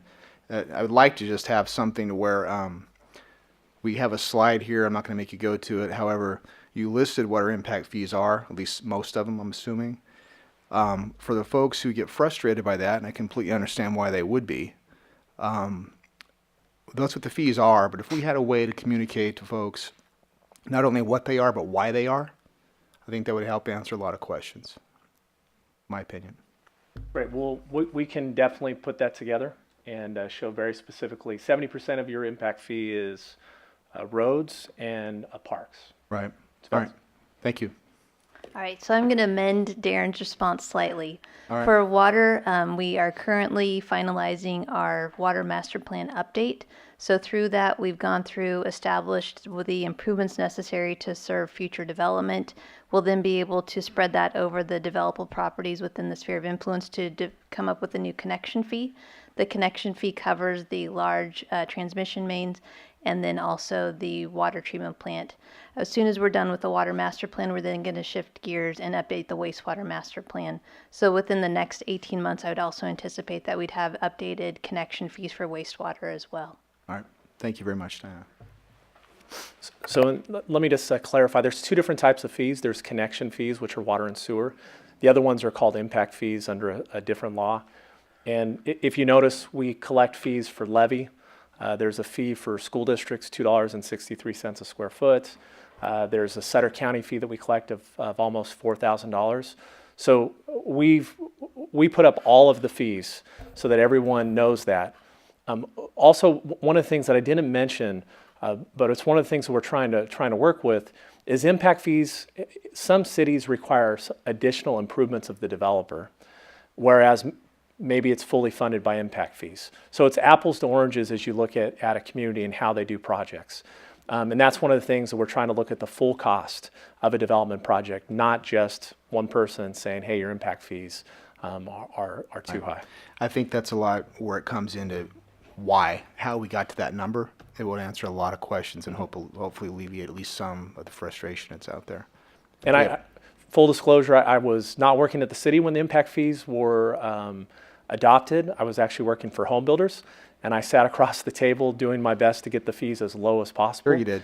Yep. And so I definitely understand these fees very much, and I understand the need of we're fair of the and residential reasonable, and we developer. can justify the numbers, we're good. But some folks have or perception that we're not. Yeah. So if we can put some effort into helping them out, I'd appreciate it. And it'll show consistency that way as well. Through the mayor. Yes. So Darren, I agree with you on one of the driving factors of home costs here is land value. There's also a perception by current landowners that they need to look 10 years out and try to realize a recoup of what they would have lost if they'd have stayed in crop or any type of farming operation.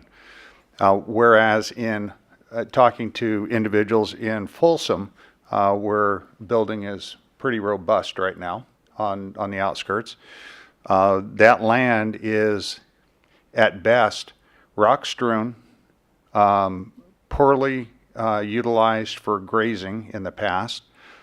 It is identified as moonscape, even by the city fathers down there, and it sells for a very reasonable rate, and it's owned by large landowners, just like you were talking about. So they're able to bring in large parcels at any given time. So that is one of the driving factors here in Yuba City is the cost of property itself. One of the things that, as we're talking about our impact fees, one of the things that intrigues me in speaking with some of the developers is the concept of opening up more opportunity for gated communities here in Yuba City, where they are the ones responsible for putting everything in, whether it's going to be sidewalks, curb, gutter, all the infrastructure, and the policing model within gated communities seems to be a little bit less because it's more neighborhood bound. So there's less of an overall impact, with the exception of increased traffic off of those residents. So with that whole concept and then being able to drive that through an HOA, would that be something that would be feasible here in our community to start looking at more gated opportunities. So recently, the Planning Commission, within the last couple of years, approved the Faith Christian, we call it the Faith Christian map, since they were the applicant. I know that they're working with a home builder, and that is a gated community. Do you remember 10, 17? So 10, and they want to go to 17 lots and still remain gated? Yeah, so there's definitely, and I know there's a property owner in the audience who's talked about a gated project also that he would like to see developed on some land that he owns. And then the other suggestion that has been brought to my attention from North Natomas, from Vice Mayor Ashby down in Sacramento, is looking at narrowly connected triplex units to build to bring up density on some of those properties and allowing for more of a sloped approach into the single-story residences in any given development. So narrowly connected, meaning that they share commonly either bathroom walls, hall walls for just a very short distance. And again, most of these are subjected to an HOA environment. Okay. Is the Any mayor? other comments? Yes. Yeah. Hey, Darren, in this presentation, we didn't mention anything about affordable housing. Is that part of our game plan for this 5-year strategy? Because I know we do need to have some affordable housing in our community. There's a lot of folks that would love to have it, and is that part of, like I said, is that part of our game plan? So there will be a part about affordable housing. Obviously, we leave the construction of government developed housing to our regional housing authority, but we would love to see more affordable housing developers come to town. The issue, so residents understand, is many of those are financed through tax credit bond financing. The city of Yuba City is in the same pool of funds as the city of Los Angeles, San Jose, Sacramento, all the large cities. That's why there's been some developments around here in some of the more rural communities. They hit a lower threshold, so there's a little bit more possibility for them to get some funding. But it's definitely something we want to see and encourage. But from what I've been told by the affordable housing developer, unless they can qualify for those 4% or 9% tax credit bond deals, it's very difficult to try to build without those. But that's definitely something we definitely want to be part of that, and it will be discussed in the plan. Thank you, Darren. Any other comments? Yes, to the mayor. Kind of going to take off on that affordable housing, but I'm going to be going with what's called market rate affordable housing, non-government assisted. I know that we do have a project, or was one built behind the 7-Eleven on the corner of Jones and Lincoln. That was some zero lot lines, and they had an HOA developed specifically for the front yards so that nobody could leave their front yards looking ratty, and so that has been very successful. That neighborhood looks great still. It's been there for a while. So something affordable rate, which would be some changes of moving it down to, instead of 45-foot frontages, going down to 40-foot by 80 or 90 deep. We have a lack of homes that are in the, say, 1,000 or 1,100 to 1,200 square foot up to 1,600. These regular lots of 5,000 and 6,000 feet, they are building, the builders are saying we have to maximize our investment. So they build 2,500 to 3,500 square foot homes and 2 stories on them with 5-bedroom, 4-bathroom, living room, dining room. And nobody can afford that. In fact, when they were building them, the people couldn't afford it either. And that's where the creative financing came from, so they could get them into those McMansions. And that's part of the cause of the collapse in the first place. They weren't building affordable housing for people to live in. They were building McMansions, and people were just wanting to get into them. I was part of the commercial construction market and watched it happen. I even ragged on some of them about, what are you doing this for? And they would just say, well, we have to maximize our investment. Well, look what they did. They created a situation where there are very few market rate affordable housings available for young families, young married couples to go into, get their kids going, move up to the next level, and move up to the next level. There's a huge gap in that area. I used to do metal stud framing, drywall, and started out on houses, and we used to build those size of homes in this area. But during that one time, they weren't going on. So I think we need to look at narrower lot size, slightly less deep, to where the 40% coverage or square footage coverage would be of a maximum size of about a 1,440 square foot home, and that's where if you do 40-foot frontage, 90-foot deep, 3,600 square foot lot, you can only put a 1,440 square foot home. That's it. That would be the maximum. No 2 stories. That could be debatable too if we wanted to do 0 lot lines, 2 stories, joining.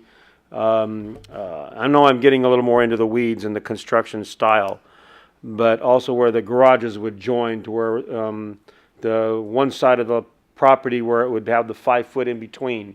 So the 0 lot line would be a firewall type situation. Many of these things need to be reconsidered. And then having different HOAs help to keep the places looking nice, allowing that. Some of them could be gated or not, because the one that's that I know of is not gated, and it's a very successful plan. The other one is I keep getting approached about this tiny homes. Most of them are being placed on mobile home areas or RV parks or something like that on wheels.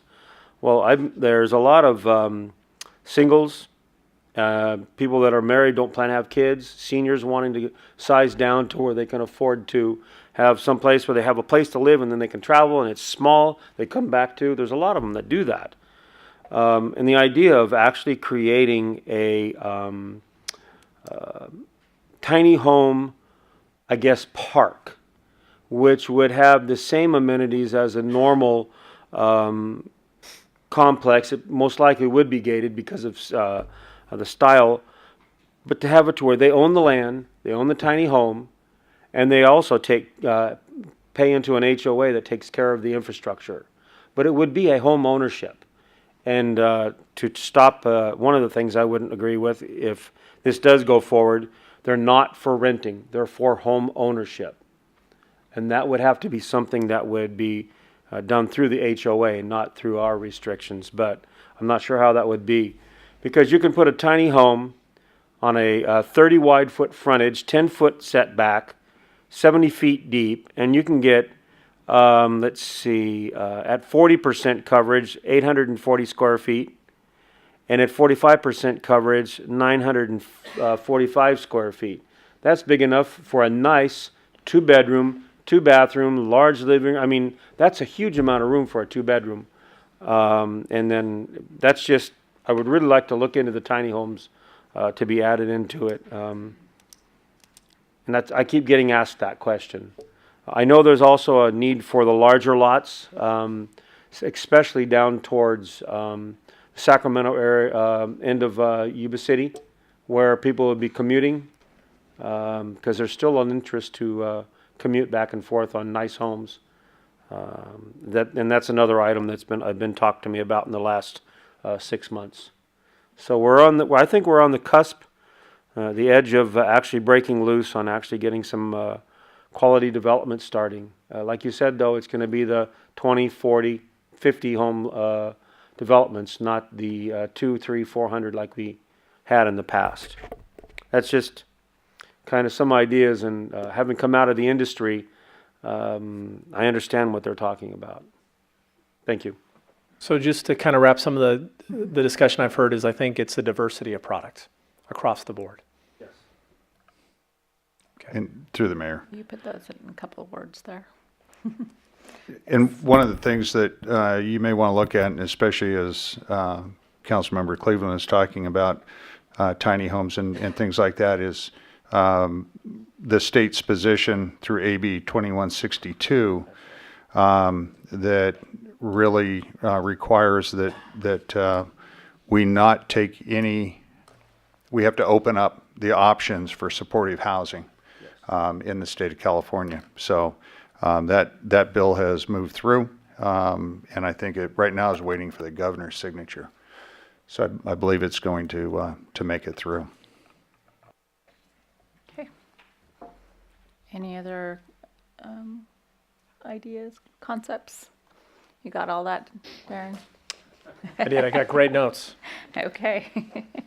All right. So action. Well, we had our discussion, so the direction is go ahead and move forward. Madam Mayor, with October. I know that Mr. Gale mentioned there might be comments that want to be submitted by members. I don't have Unless you already any- offered that, yeah. open that. I don't Thank have you. any cards, but if anybody does want to speak on it, you may do so. Yes. Go ahead and go up to the podium and state your name and address for the record.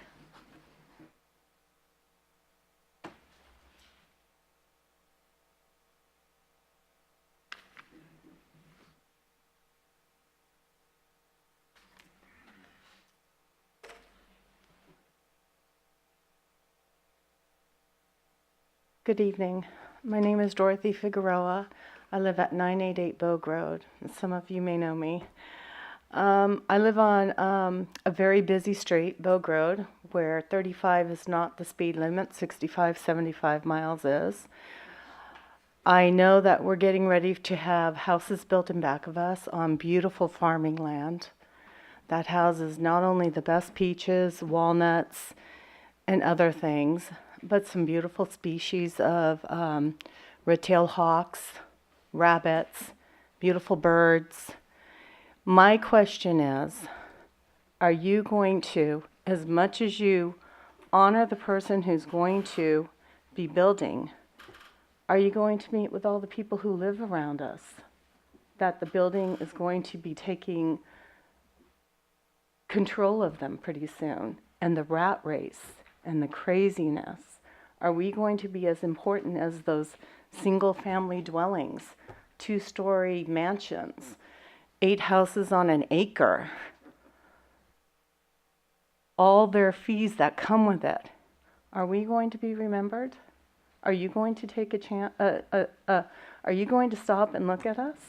Are you going to watch the hawks that fly in the tree right now? That's my question for you. Thank you. Thank you.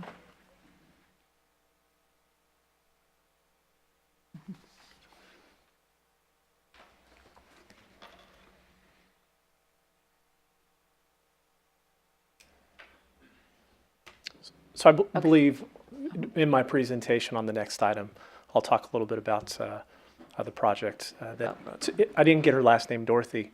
Figueroa. Figueroa talked about. Anyone else like to speak or make a comment?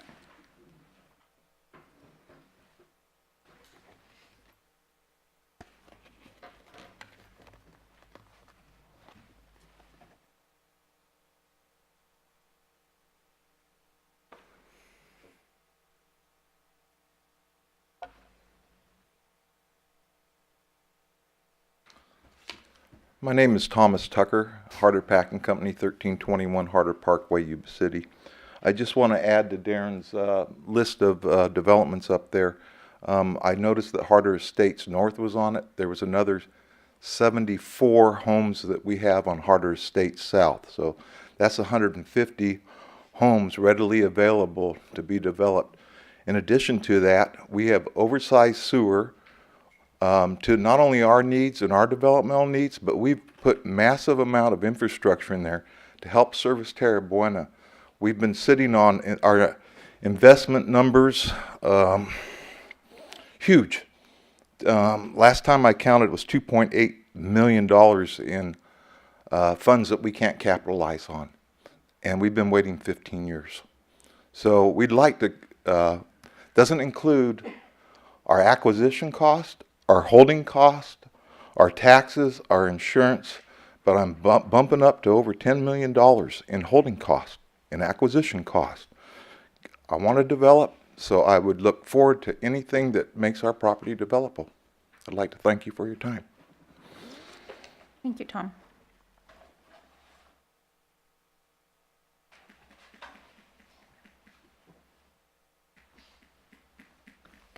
Anyone else? Nope. Darren, you have anything to add? Nothing to add. I just appreciate the council's discussion this evening, and it appears to council's direction is to continue moving forward and bring this back to the council as quickly as possible. Absolutely. Hopefully October. Great, thank you. Actually, you're going to stay for the next one, which is the Bogue Stewart Master Plan MOU with Sutter County.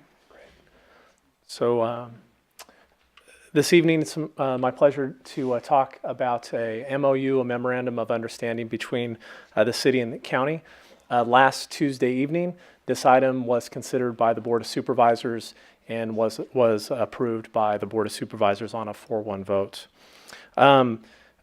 A little bit of background. Sutter County adopted a 2030 general plan back in March of 2011.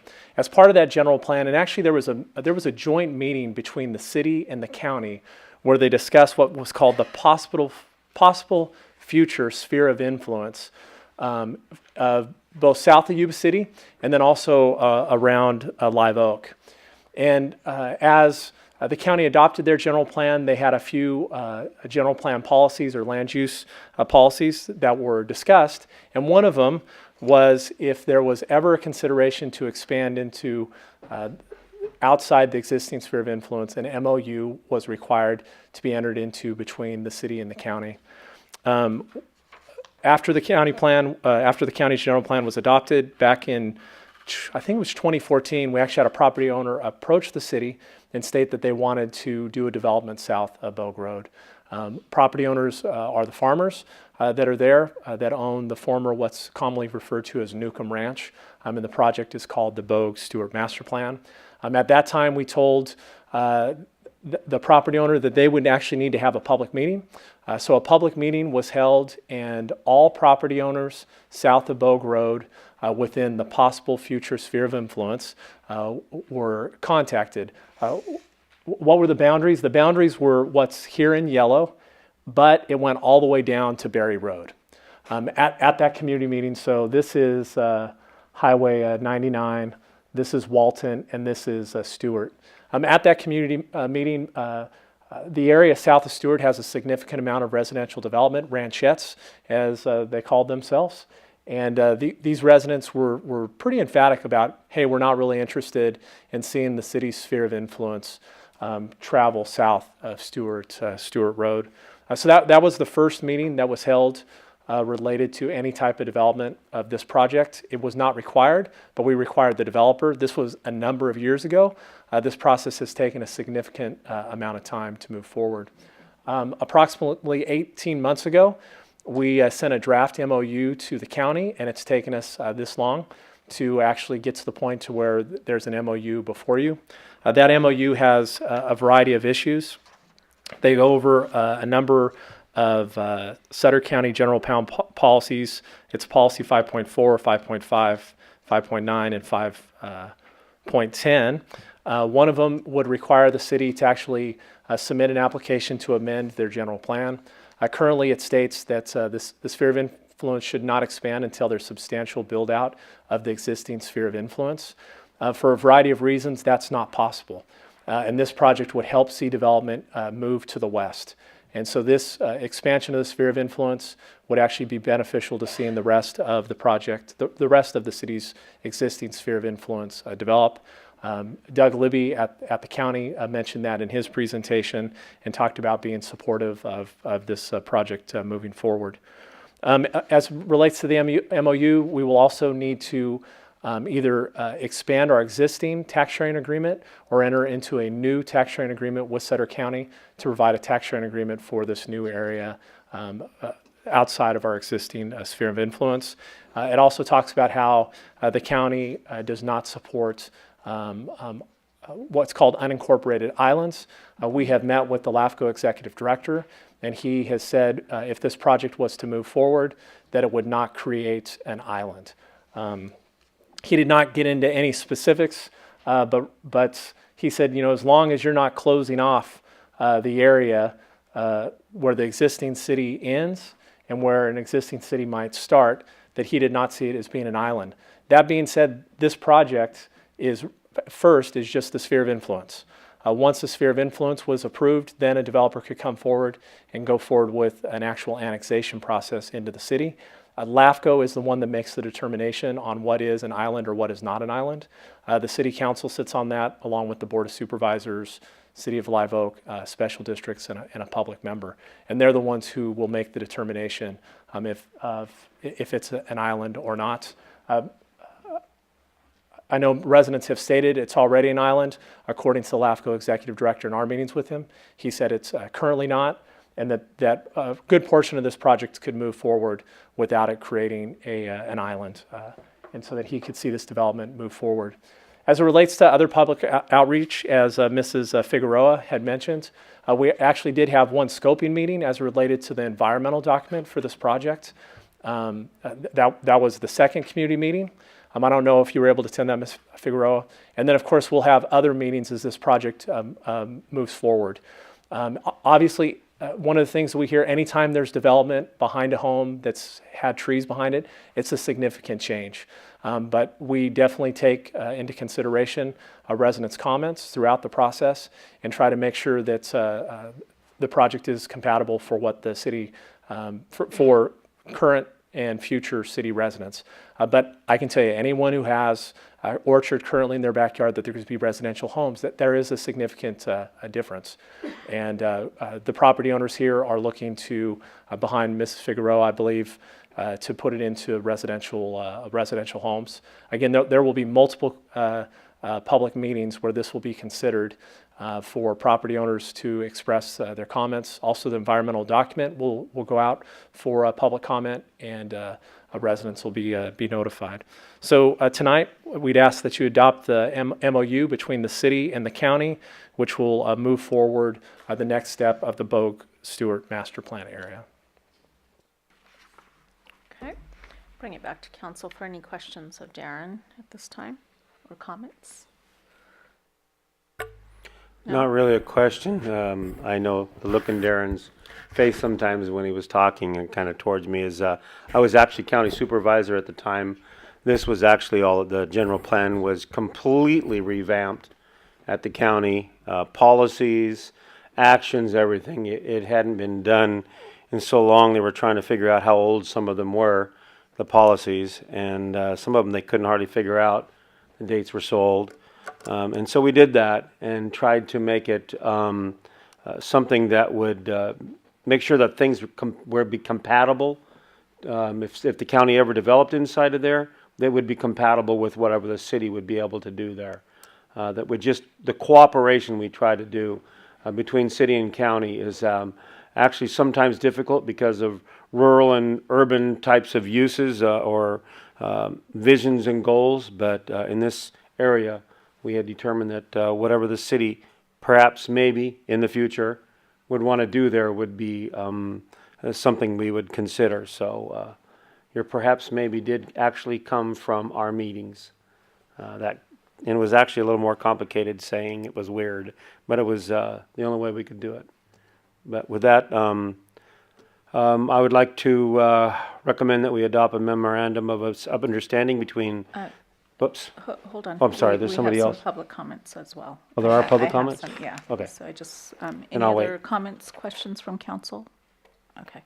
I do have a written request, or not a written request, but a request to speak from Bob Renton on this item.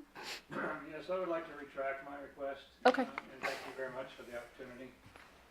No problem. Anybody else that would like to speak? Mayor, I did fail to recognize, we do have Sean Menard, who's here representing the applicant for the, for I think a couple of the projects. I'll let him explain which property owners he represents. Absolutely. Mayor, members of the council, I'm Sean Menard with MHM Engineering, 1204 East Street, Marysville. As Darren said, MHM represents approximately 280 acres of landowners in this area, mostly right along the Highway 99 corridor. And our clients have been pursuing this. I started working on this project in 2013 with the initial conversations with the county and the city staff. And then we've worked continuously since that time, and we're getting closer, and this is one of the big steps to seeing this project move forward. And we support this, the MOU. We also supported it working with the county. And we look forward to moving one step closer to the finish line or getting entitlements on this property. What we're planning is a mixed-use project. Many of the features you guys described here tonight in the previous presentation, this project or our clients' portions of the project have many of those features or all those features. So we look forward to moving this project on and moving it to the next step. Right. So if you have any questions, I can try to answer them. Right, thank you, Sean. Thank you.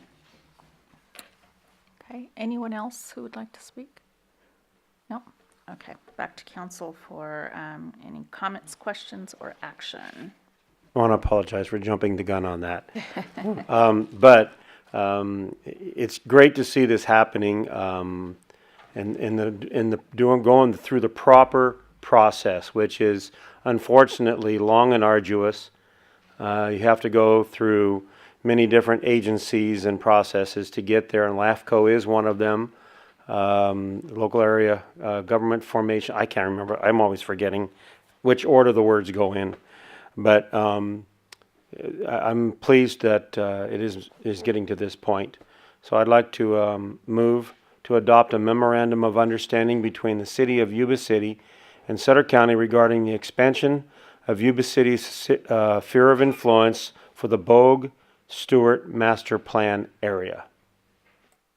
Do we have a second? All right, all in favor? Aye. Any opposition? Great, thank you. Next, we have the CalPERS unfunded liabilities and funding strategy. Robin. Good evening, Mayor and members of the City Council. For those that might be in the audience that don't know me, I'm Robin Bertagna, the city's finance director.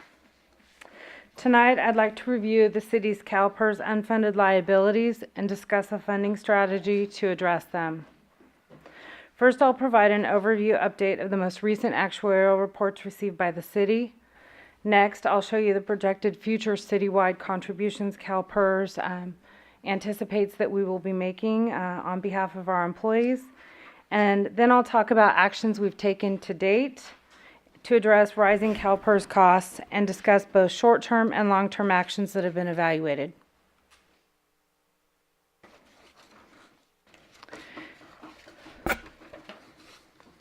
This compares the June 30th, 2016 and June 30th, 2017 actuarial reports. There is a lag in time between when the reports are dated and when they are received by the city. For example, the June 30th, 2017 reports were received by the city on August 6, 2018, which is fairly typical. There's always a lag there. The city has a total of 7 retirement plan tiers with CalPERS. This is an aggregation of all of the tiers that shows all of the assets for all 7 plans, along with all of the actuarial determined liabilities for those same plans. The assets are the city's share of what has been paid by the city for employee retirements, along with the amounts contributed by employees and the investment earnings over time that have been accumulated and allocated within the plan to City of Yuba City. The liabilities are the actually determined costs that are accumulated within the plan for future retirement benefits for city staff. They've determined those based upon their estimated future salary increases for city staff, anticipated retirement dates, along with what they estimate life expectancy to be for each of the city staff members, both active and retirees. The net of these two amounts is a negative number. This means the city has more in estimated liabilities than we have in assets available. This is what is considered an unfunded actuarial liability, or what we refer to as our UAL. More simply stated, the city owes more than it currently has available to pay out. We are not unique in this situation. This is common among California agencies that contract with CalPERS for retirement benefits. And looking at this, you can see the city's UAL actually declined by just under $3 million from year to year. This was not expected.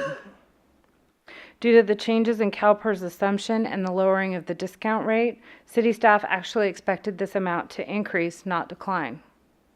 I will explain why and how this decline occurred in a few slides. The funded status is a percentage which compares the market value of assets on hand as of the actuarial date to the projected future benefits, payments, liabilities for retirees. If the percentage is less than 100%, it indicates the city or the agency has a net UAL, or unfunded actuarial liability. For Yuba City, the funded status percentage was 71.5% for the miscellaneous plan, and the average of the two largest safety plans was 73.75 as of June 30th, 2017. Citywide, the total UAL declined. However, the UAL increased in 4 out of 6 of the safety plans. Overall, the UAL increased by $628,200 in the safety plans, and it declined just under $3.6 million for the miscellaneous plan. Reasons for the decline in the miscellaneous plan. I corresponded directly with the city's actuary to determine what this was caused by, because I wasn't expecting it when I started thinking about why it occurred. Two out of the 3 reasons I was able to logically come to on my own, but the actuary actually confirmed them for me. There was a net gain in assets due to the 11.2% return on CalPERS investments that were made during that year. There was a gain in liabilities because the COLA received by retirees was less than anticipated and expected by CalPERS. And the third reason is the average salary increase was less than expected by CalPERS actuaries for city staff. CalPERS, when they put together their projections for their actuarial reports, they estimate a 3% increase on average for city staff, and that hasn't been happening. For Yuba City, we've negotiated employee bargaining unit contracts that have combined one-time money with ongoing salary increases, not just ongoing salary increases. And over the last 4 years, the last 2 bargaining cycles, the city has actually provided 2% ongoing salary increases. During that same time, if you use CalPERS method and the way that they calculate it on a compounded basis, that same increase would be about 12.55% compounded if it was 3% per year. And instead, on a compounded basis, the 2% times two times that it happened is 4.04%. So the reality is we provided a lot less in ongoing increases so that we didn't further exacerbate an already existing problem when we were negotiating our employee bargaining unit contracts. Just trying to deal with the CalPERS issue because we knew it was a problem.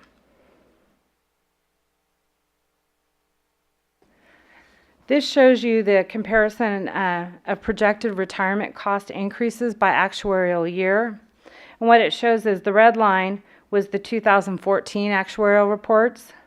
The blue line was the 2015 actuarial reports. That was pretty intimidating when we got that information. It showed that by 2022-23, our total expected contributions to CalPERS were going to amount to about $12.75 million. And that's an increase from fiscal year 15-16 of only $6.5 million, so roughly doubling. The 2016 actuarial reports improved those calculations some, and the 2017, which is the green line that you see up there, are even better. It still is a daunting number by fiscal year 22-23, amounting to about $11.3 million projected in CalPERS contributions on a citywide basis. That's a huge increase for us. We have been planning and building it into our model because we're aware of it. But it still is very difficult to be able to allocate that much of our budget to cover those costs.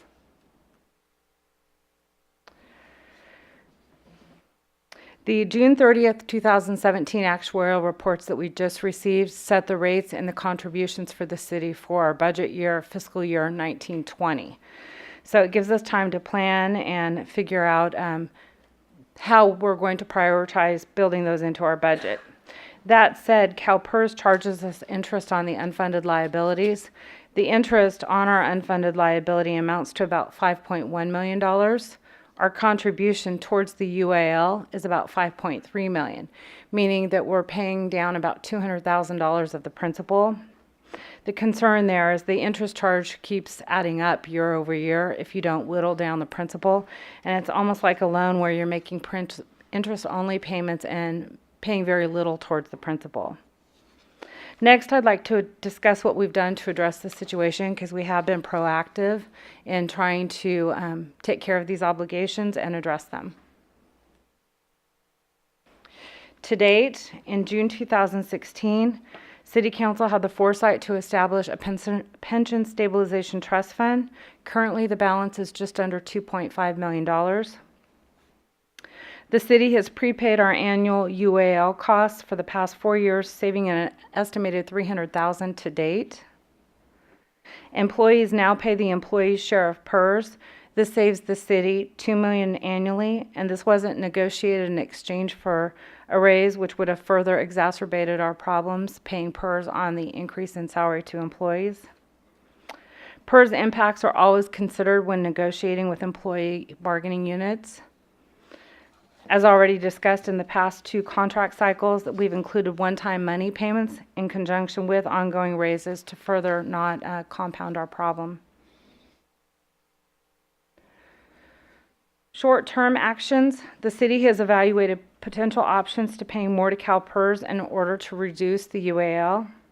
Included are pay additional contributions annually in excess of required contributions, negotiate a lower tier benefit to Classic or PEPRA employees who are new hires to the city, send a lump sum one-time payment to CalPERS, and evaluate continuing this on an annual basis if sufficient funds are available. Rather than committing to annual contributions, staff recommends the more conservative approach of evaluating annually if sufficient funding is available. As the City Council is well aware, there are very many competing budget interests, budgetary needs, and this is a big priority, but staff recommends maintaining maximum flexibility with our budget process. There is also a concern worth mentioning that if the city or any contracting agency sends PERS an additional sum of money and there's a downturn in the market and they lose a lot of investment, that we lose some of the additional funds that we've sent them. We still come out ahead in the short run because we're not paying interest on those funds any longer once we make the payment to them, but there is that possibility, and our unfunded liability would go back up in a smaller percentage. So I think that's worth mentioning. Long-term actions. There are many different things that we can do to address CalPERS expense. The retirement benefit plan could be changed from a defined benefit plan to a defined contribution plan, which has been recommended by many people. The problem, if you will, with that is CalPERS requires the city to enroll all active employees as soon as they are employed with the city. Failure to do so, we're not following the city's contract with CalPERS, and then we would be subject to financial penalties and legal action. They do have the ability to come in and audit us. They've done that a couple of times since I've been here.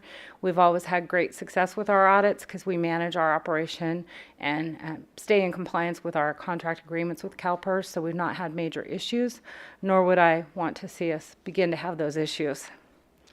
In order to move to a defined contribution plan, the city would need to do 2 things. The first would be to negotiate this change with all the city's employee unions and bargaining groups. And second, find the monetary resources to withdraw from and exit CalPERS system. CalPERS provides an estimated hypothetical termination calculation in all their actuarial reports. I added it up, and for June 30th, 2017, it totaled in excess of $490 million.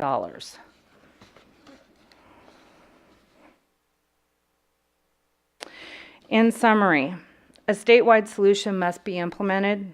Yuba City is not unique in addressing this problem. Pension reform is necessary as the current system is unsustainable for some member agencies. The city has planned for these large cost increases and has built them into our budget model. And lastly, staff's recommendation is that we pay an additional $750,000 to CalPERS in the current year, $600,000 from the Pension Stabilization Trust Fund, and the other $150,000 allocated to the water, wastewater, and fleet maintenance, the other 3 funds that we pay city employees staff out of. Doing so will save the city almost $200,000 in interest expense over the next 6 years.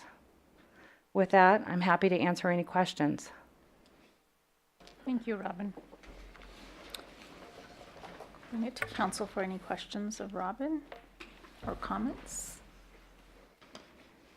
No? To the mayor. Yes. Thank you, Robin, for the great work that you do for us. We appreciate it. Thank you. My pleasure. Anything else? Through the mayor. Just a question regarding the pension fund that we remain in control of, so that if CalPERS doesn't make their interest goals, that's ours and we won't lose it. And, you know, the value of that. And we can use that over the next few years if we see that it would be more beneficial, same reason, interest-wise, over the period of time, to pay another payment, whatever size, 500, 700, whatever it would be. And if we had budget savings, we could, you know, because we usually roll a little bit of the budget savings into that fund, we would be able to do this again and at least keep some sustainability within our own local CalPERS account. Because I know some communities in the area have done virtually, well, very little, and they're actually going into critical mode on some of their CalPERS accounts. And again, I will echo, phenomenal job of coming up with ideas and concepts for us to have implemented since 2016 and before that, some of the things that were done to not address the totality of the condition, because that's impossible, but to work towards a goal to lessen the impact each time something happens. And you've come up with ways to do that. And Thank you. We've that tried. is, yeah, I know you're a perfectionist on numbers and everything, so you really work things over well. And I know your staff is pretty good at finding ways and things to help you out on that. It's very appreciative that Yuba City has been able to be much more stable than other agencies in the community. Thank you. We have a lot of continuity with staffing in the finance department, and that really has helped us to be able to provide timely and accurate information to the council, citizens, and other city staff. To address your comment, we do have about $2.5 million in the Pension Stabilization Trust.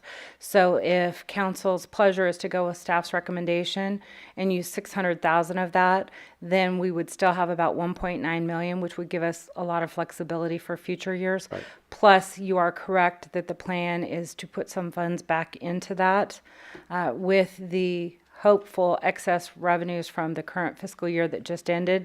Finance is still crunching those numbers and closing the books and getting ready for audit. So it'll be another month before we have that number nailed down and we know exactly how much we have potentially available to work with. Yep. But that's exactly the plan. The big picture is well taken care of. Thank you. You're welcome. Through the mayor. Yes. So Robin, CalPERS has been somewhat helpful, and so has the League of California Cities, in suggested strategies to reduce our unfunded liability. And we have implemented, I think by count, nearly every strategy that is currently out there. I would agree with you. And I will say that I have found CalPERS actuarial staff extremely good to work with. I have emailed them. They have typically responded within the hour and have been very helpful in trying to help me strategize and find ways to meet our long-term goals, which is ultimately reducing costs and avoiding interest if possible. With and there has been critical input, and probably rightfully so from the public, that Yuba City doesn't, we just kind of gloss over this. And can you give just kind of an estimated amount of staff time that in a typical month that you are dealing with the CalPERS issues? We do our monthly report, well, we do payroll reporting after every payroll to CalPERS, and I can't really estimate how long that takes because I'm not involved. I'm looking at Spencer since he supervises payroll. It takes time because there's always little tweaks we have to make to the CalPERS system. So not only that, but just staying up on what CalPERS is doing next. I received their board agenda today and forwarded something to Steve, our city manager, that was interesting about the June 30th, 2019 actuarial report. So I'm always looking ahead. To say an estimate, I would say more on an annual basis, it's probably 40 hours of time, thereabouts. It comes in big lumps, like we wait to get the actuarial report. As soon as we get it, I'm tearing those things apart, recapping them and figuring out what's changed, and then trying to figure out why did it change, if it's different than what I was expecting. What is the estimated payroll that they have in their actuarial reports for each of our various tiers that we have within the system, and comparing that to what we have in our salary and benefits projections, because we have up-to-date data. We know when people are retiring and maybe we've hired a PEPRA employee to replace that person. CalPERS doesn't have that because their data is running at least 13 months behind, best case. That's true too. Always CSMFO, the California Society of Municipal Finance Officers, as well. Our staff, including myself, is very active in that. We coordinate webinars and participate in those. I coordinated all of the attendees at the annual conference 2 years ago to meet with our actuaries in person. And I took my staff with me and we asked lots of questions. I'm always trying to find how can we make it better for Yuba City.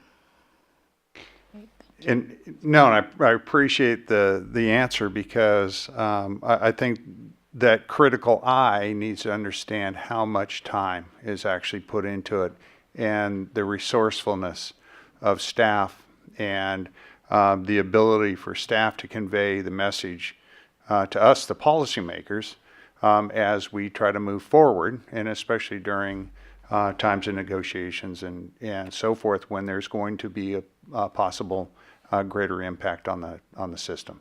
So again, I also appreciate all of the efforts that you and your staff make to keep us apprised of what's going on with CalPERS.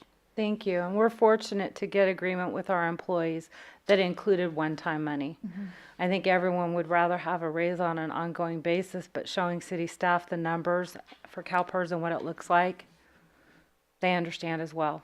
Yeah. They've been very good. Exactly. Right. Any other questions, comments? Okay. Thanks, Robin. We do have a card on here. Philip Trainer?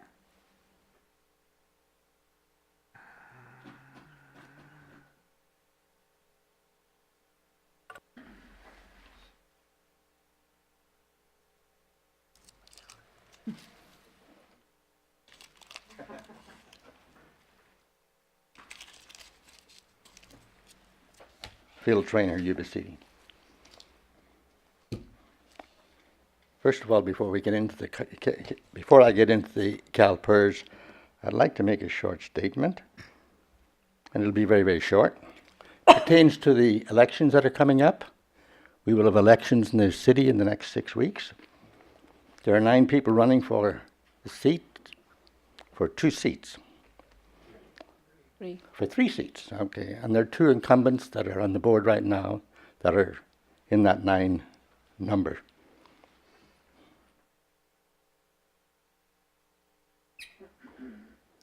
There'll be a high probability that the CalPERS issue will come up when we have the candidates night. So what I would like the 2 incumbents to think, or hope they might do, is that they might meet with the other people that are running for office and give them some insight as to what you've had to do with CalPERS. Because I don't think there's too many people know what's happening. I think the other 7 may not have any idea as to what's happening in CalPERS. So what I would like to see happen is that if we have a candidates night, that perhaps 2 of you could probably go with the other 7, is what they're up against. Just my suggestion. Now I'll give you my ideas on CalPERS. And I don't want to take away from you your time, Mr. Trainer, but 2 of the candidates are sitting in the room. Oh, that's good. So I didn't realize that. They do have an interest. Okay. The other thing is on the CalPERS. I would disagree. I wouldn't give CalPERS anything for their unfunded liability. CalPERS is charging you 7.5% interest for the unfunded liability. You sent them in last year, $4.5 million for the interest on the unfunded liability. CalPERS over a 10-year period have a return on investment of 5.1%. And they're charging you 7.5%, you're paying it? I mean, Ponzi wasn't able to come up with a better deal than that. Take a look at it. I know I'm up in my 3 minutes, but I have bantered on this since 2004. I can honestly say that at the Board of Supervisors at least, they said, come back when you prove us they were wrong on this. I didn't ever go back, but I've been right on this. CalPERS, you cannot, it won't work. You're looking at insolvency, but you keep throwing money at them. Fix our roads first before you use any money extra to send into CalPERS. Thank you. And I will take any questions if you have them. Thank you, Philip. Thank you.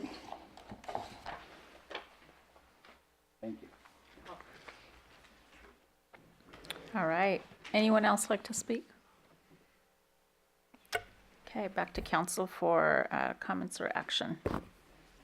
If there are no more comments, I would like to move the recommendation to advance an additional $750,000 to CalPERS to lower the city's unfunded actuarial liabilities and save the interest cost long term. Do we have a second? All in favor? Aye. Any opposition? Okay, thank you. Thank you, Robin. Thank you. All right, next we have city council reports. Councilmember Buckland. I think it was yesterday evening. I'm not sure. Everything blends together. Went to the forum for the 3rd Congressional District and also the sheriff's candidates. It was well run and very informative. I would suggest to the voting public that they may want to attend the future forums, and I think that there is one scheduled for tomorrow evening, if I'm not mistaken. Thursday night. Like I said, all the days are starting to run together within 45 days of election. So I went to Long Beach for the League of California Cities, attended a number of courses while I was there.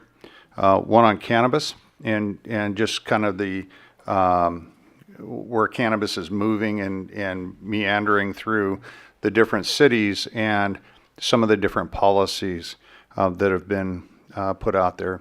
I would point out that apparently our public needs to be a little bit better informed on our cannabis policies because today's Appeal Democrat front page said that Yuba City's policies are out of compliance or something along those lines.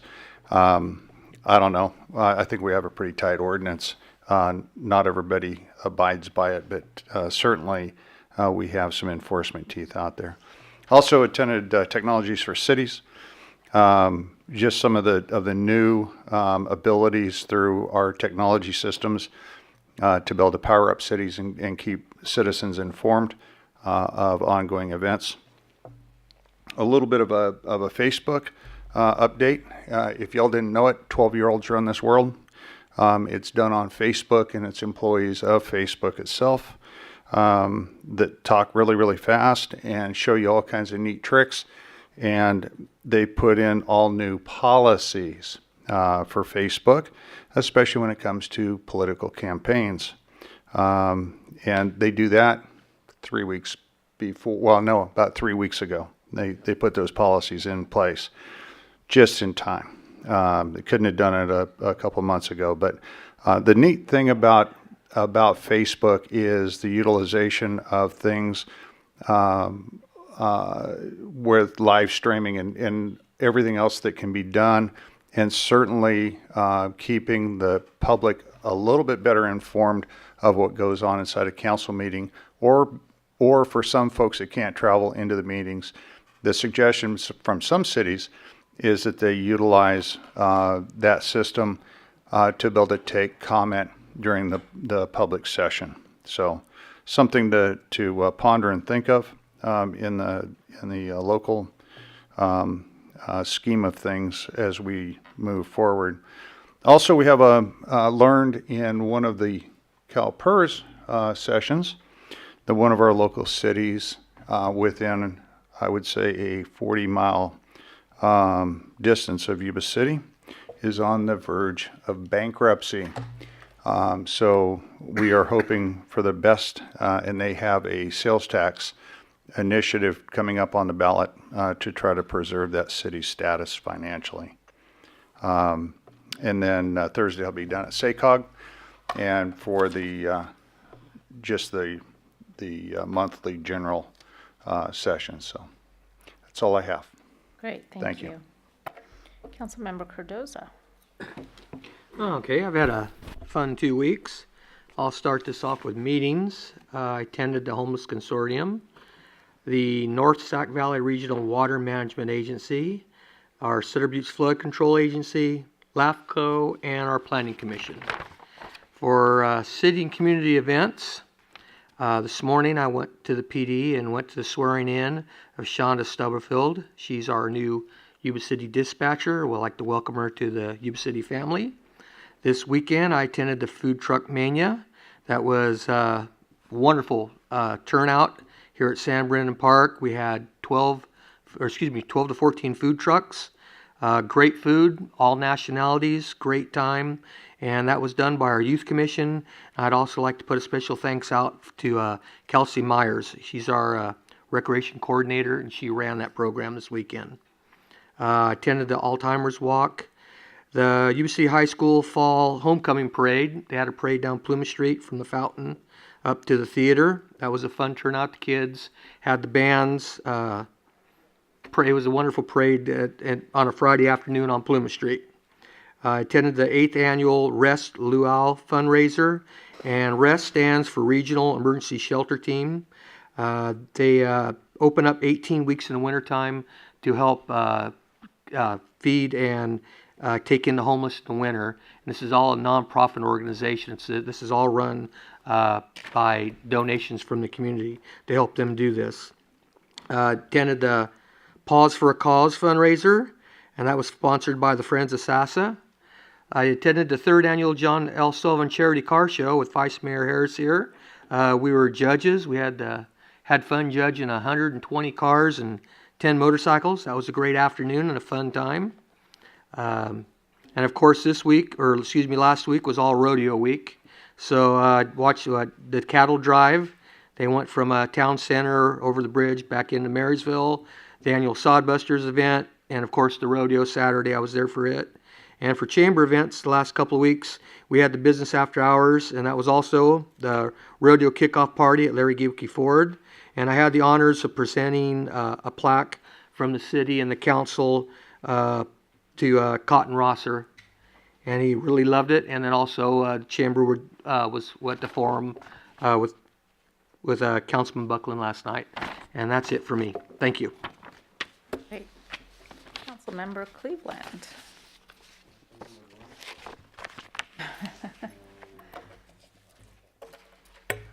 Yes, thank you. For me, it was mainly the League of California Cities annual conference, and at that same week, unfortunately, a couple of my main committees were during the time that I was in Long Beach. I ended up being the voting member at the last of the conference, to where I had to stay to the last minute of the conference because that's where they take the voting and all that stuff. And then saying who's the new president and first, second, first, and whatever. And we had 2 policies I will be reporting on, I think on the Second, I will have a little report set up for the policies that were approved for advocating for or against at state level. I don't know if people really know what the League of California Cities does and their committees. They review all of the legislation that's coming out of Sacramento and different committees and stuff, housing and land use, roads, environmental quality, government, just like I think it's 5 committees. And so they go through them all. And then we find out the ones that are the worst for us, that are going to take away local control, or some of them are just, you can't believe that they're actually putting these bills forward. They're so ridiculous. And then we do, usually there's 60 members on these committees because there's 482 cities in California, but we have 60 members on each one of these. And we discuss the policies, we discuss the legislation, and then we choose as to how they fit into the needs of the cities in the overall state of California. And then we'll vote to either oppose or support, or even things like oppose unless amended, support if amended. That's the positive side and the negative side of an argument. So it's quite a process, and usually there's 3 meetings during the year that we get together to discuss this. And some of them we have to travel once to Northern California, once to Southern California for these committees. So it's an important conference to be at for us, to have our representation and our voices heard. And we also get some very good information, which I think we're going to be implementing some things from this last meeting over time. So that was quite an interesting 3 days down there. Then I also attended the Food Truck Mania. That was phenomenal. The youth did a fantastic job this year at San Brandon Park. Great location. There are a few little glitches they're going to have to work out for the businesses that are in the area, and a few other little odds and ends, but it was a great event. And then I'm going to give a little report as I will be going to another conference, the LAFCO conference, where I have been nominated to represent the North State of California on the state board of LAFCO. And it looks like they have enough votes to make that happen. They've already been lobbying, so I will be representing Yuba City and Northern California on the LAFCO board, most likely next year if I'm reelected. But other than that, those are the things that I've done. Great, thank you. We've got Vice Mayor Harris. Like 3 of others, highlight last 2 weeks, of course, the League of California Cities Conference down in Long Beach. A very interesting event. Met a lot of good people. Attended a lot of interesting meetings.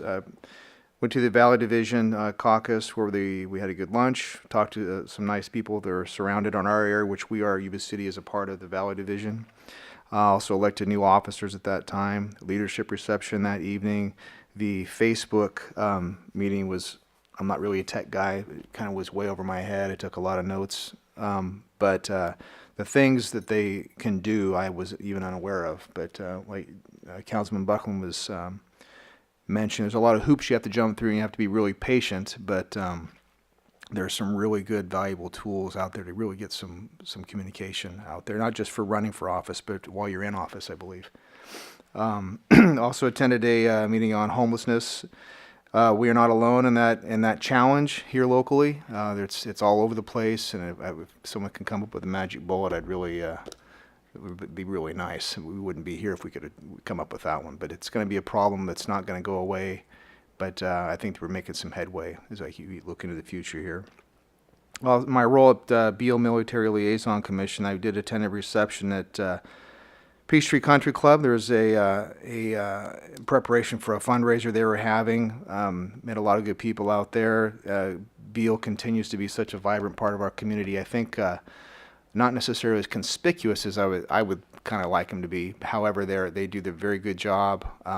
It's not their fault. It's just that we need to, I think, work on doing even more to embrace them and have them be a part of it. Part of the issue is they have such a transient population with folks moving around a lot. But I tell you, they love Yuba Sutter, they love Yuba City, they love everybody. And there's some really good people, young men, women out there who are literally saving lives and doing some good work for our country. And the big responsibility on their shoulders and working hard. So it's a pleasure to be a part of that. Also on that happened to be the birthday of the Air Force, the 71st birthday of the Air Force. Attended a black tie event commemorating that event down at the casino in, I guess it'd be Roseville, Rockland, Thunder Valley. Never been anything like that. Didn't even know they had that. But I tell you, all the way from the youngest, I don't know what they call them, junior airman, I don't know what their rank is, who had been on since June. And then they had the most senior ranking officer, who happened to be a lieutenant colonel, who was doing over 35 years. They had both of them side by side for a photo op. It was really interesting to do that. But to talk to those folks, again, their attitude and their professionalism and being friendly and appreciative of what we all do as a city to support them and their presence out there. I had the honor of military. Apparently there's a tradition where they do 8 different toasts, from the flag and the president all the way down to the airmen in harm's way. And I had the honor of representing all of us and doing the toast to civic leaders, which was interesting and a pleasure of mine. And I, too, also attended Food Truck Mania. I can't pass up a good corn dog. And so, in fact, I had 2 of them. But it was wonderful. And as already stated, kudos to Brad, his team, Kelsey, and our youth commission. What a phenomenal job. And I've already made way aware of that. There's folks are actually asking about the possibility of doing more than once a year. And I would concur with that. It's very, I don't know, it's one of those things, Steve, it's like the small town feel we always strive for, you know, and complete with the drone above head, annoying the hell out of everybody. But other than that, we had a really good time, pleasant afternoon, and so that is it for me. Great, thank you. Pretty much the same kind of areas. Went out to the League of California Cities, attended a couple of the sessions there. Cannabis was one of them, homeless. And then there was leadership and civic engagement that I had an interest for just because of the civic engagement programs that I'm initiating here with everyone's help. So wanted to see if there were any other creative, innovative ways to produce some more programs in our areas.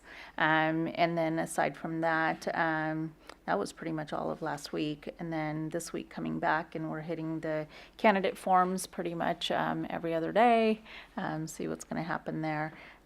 Coming up this weekend, just to let everybody know, on September 22nd is the Celebration of Heroes at Crossroads. So for those of you who can make it, that would be great to see you there.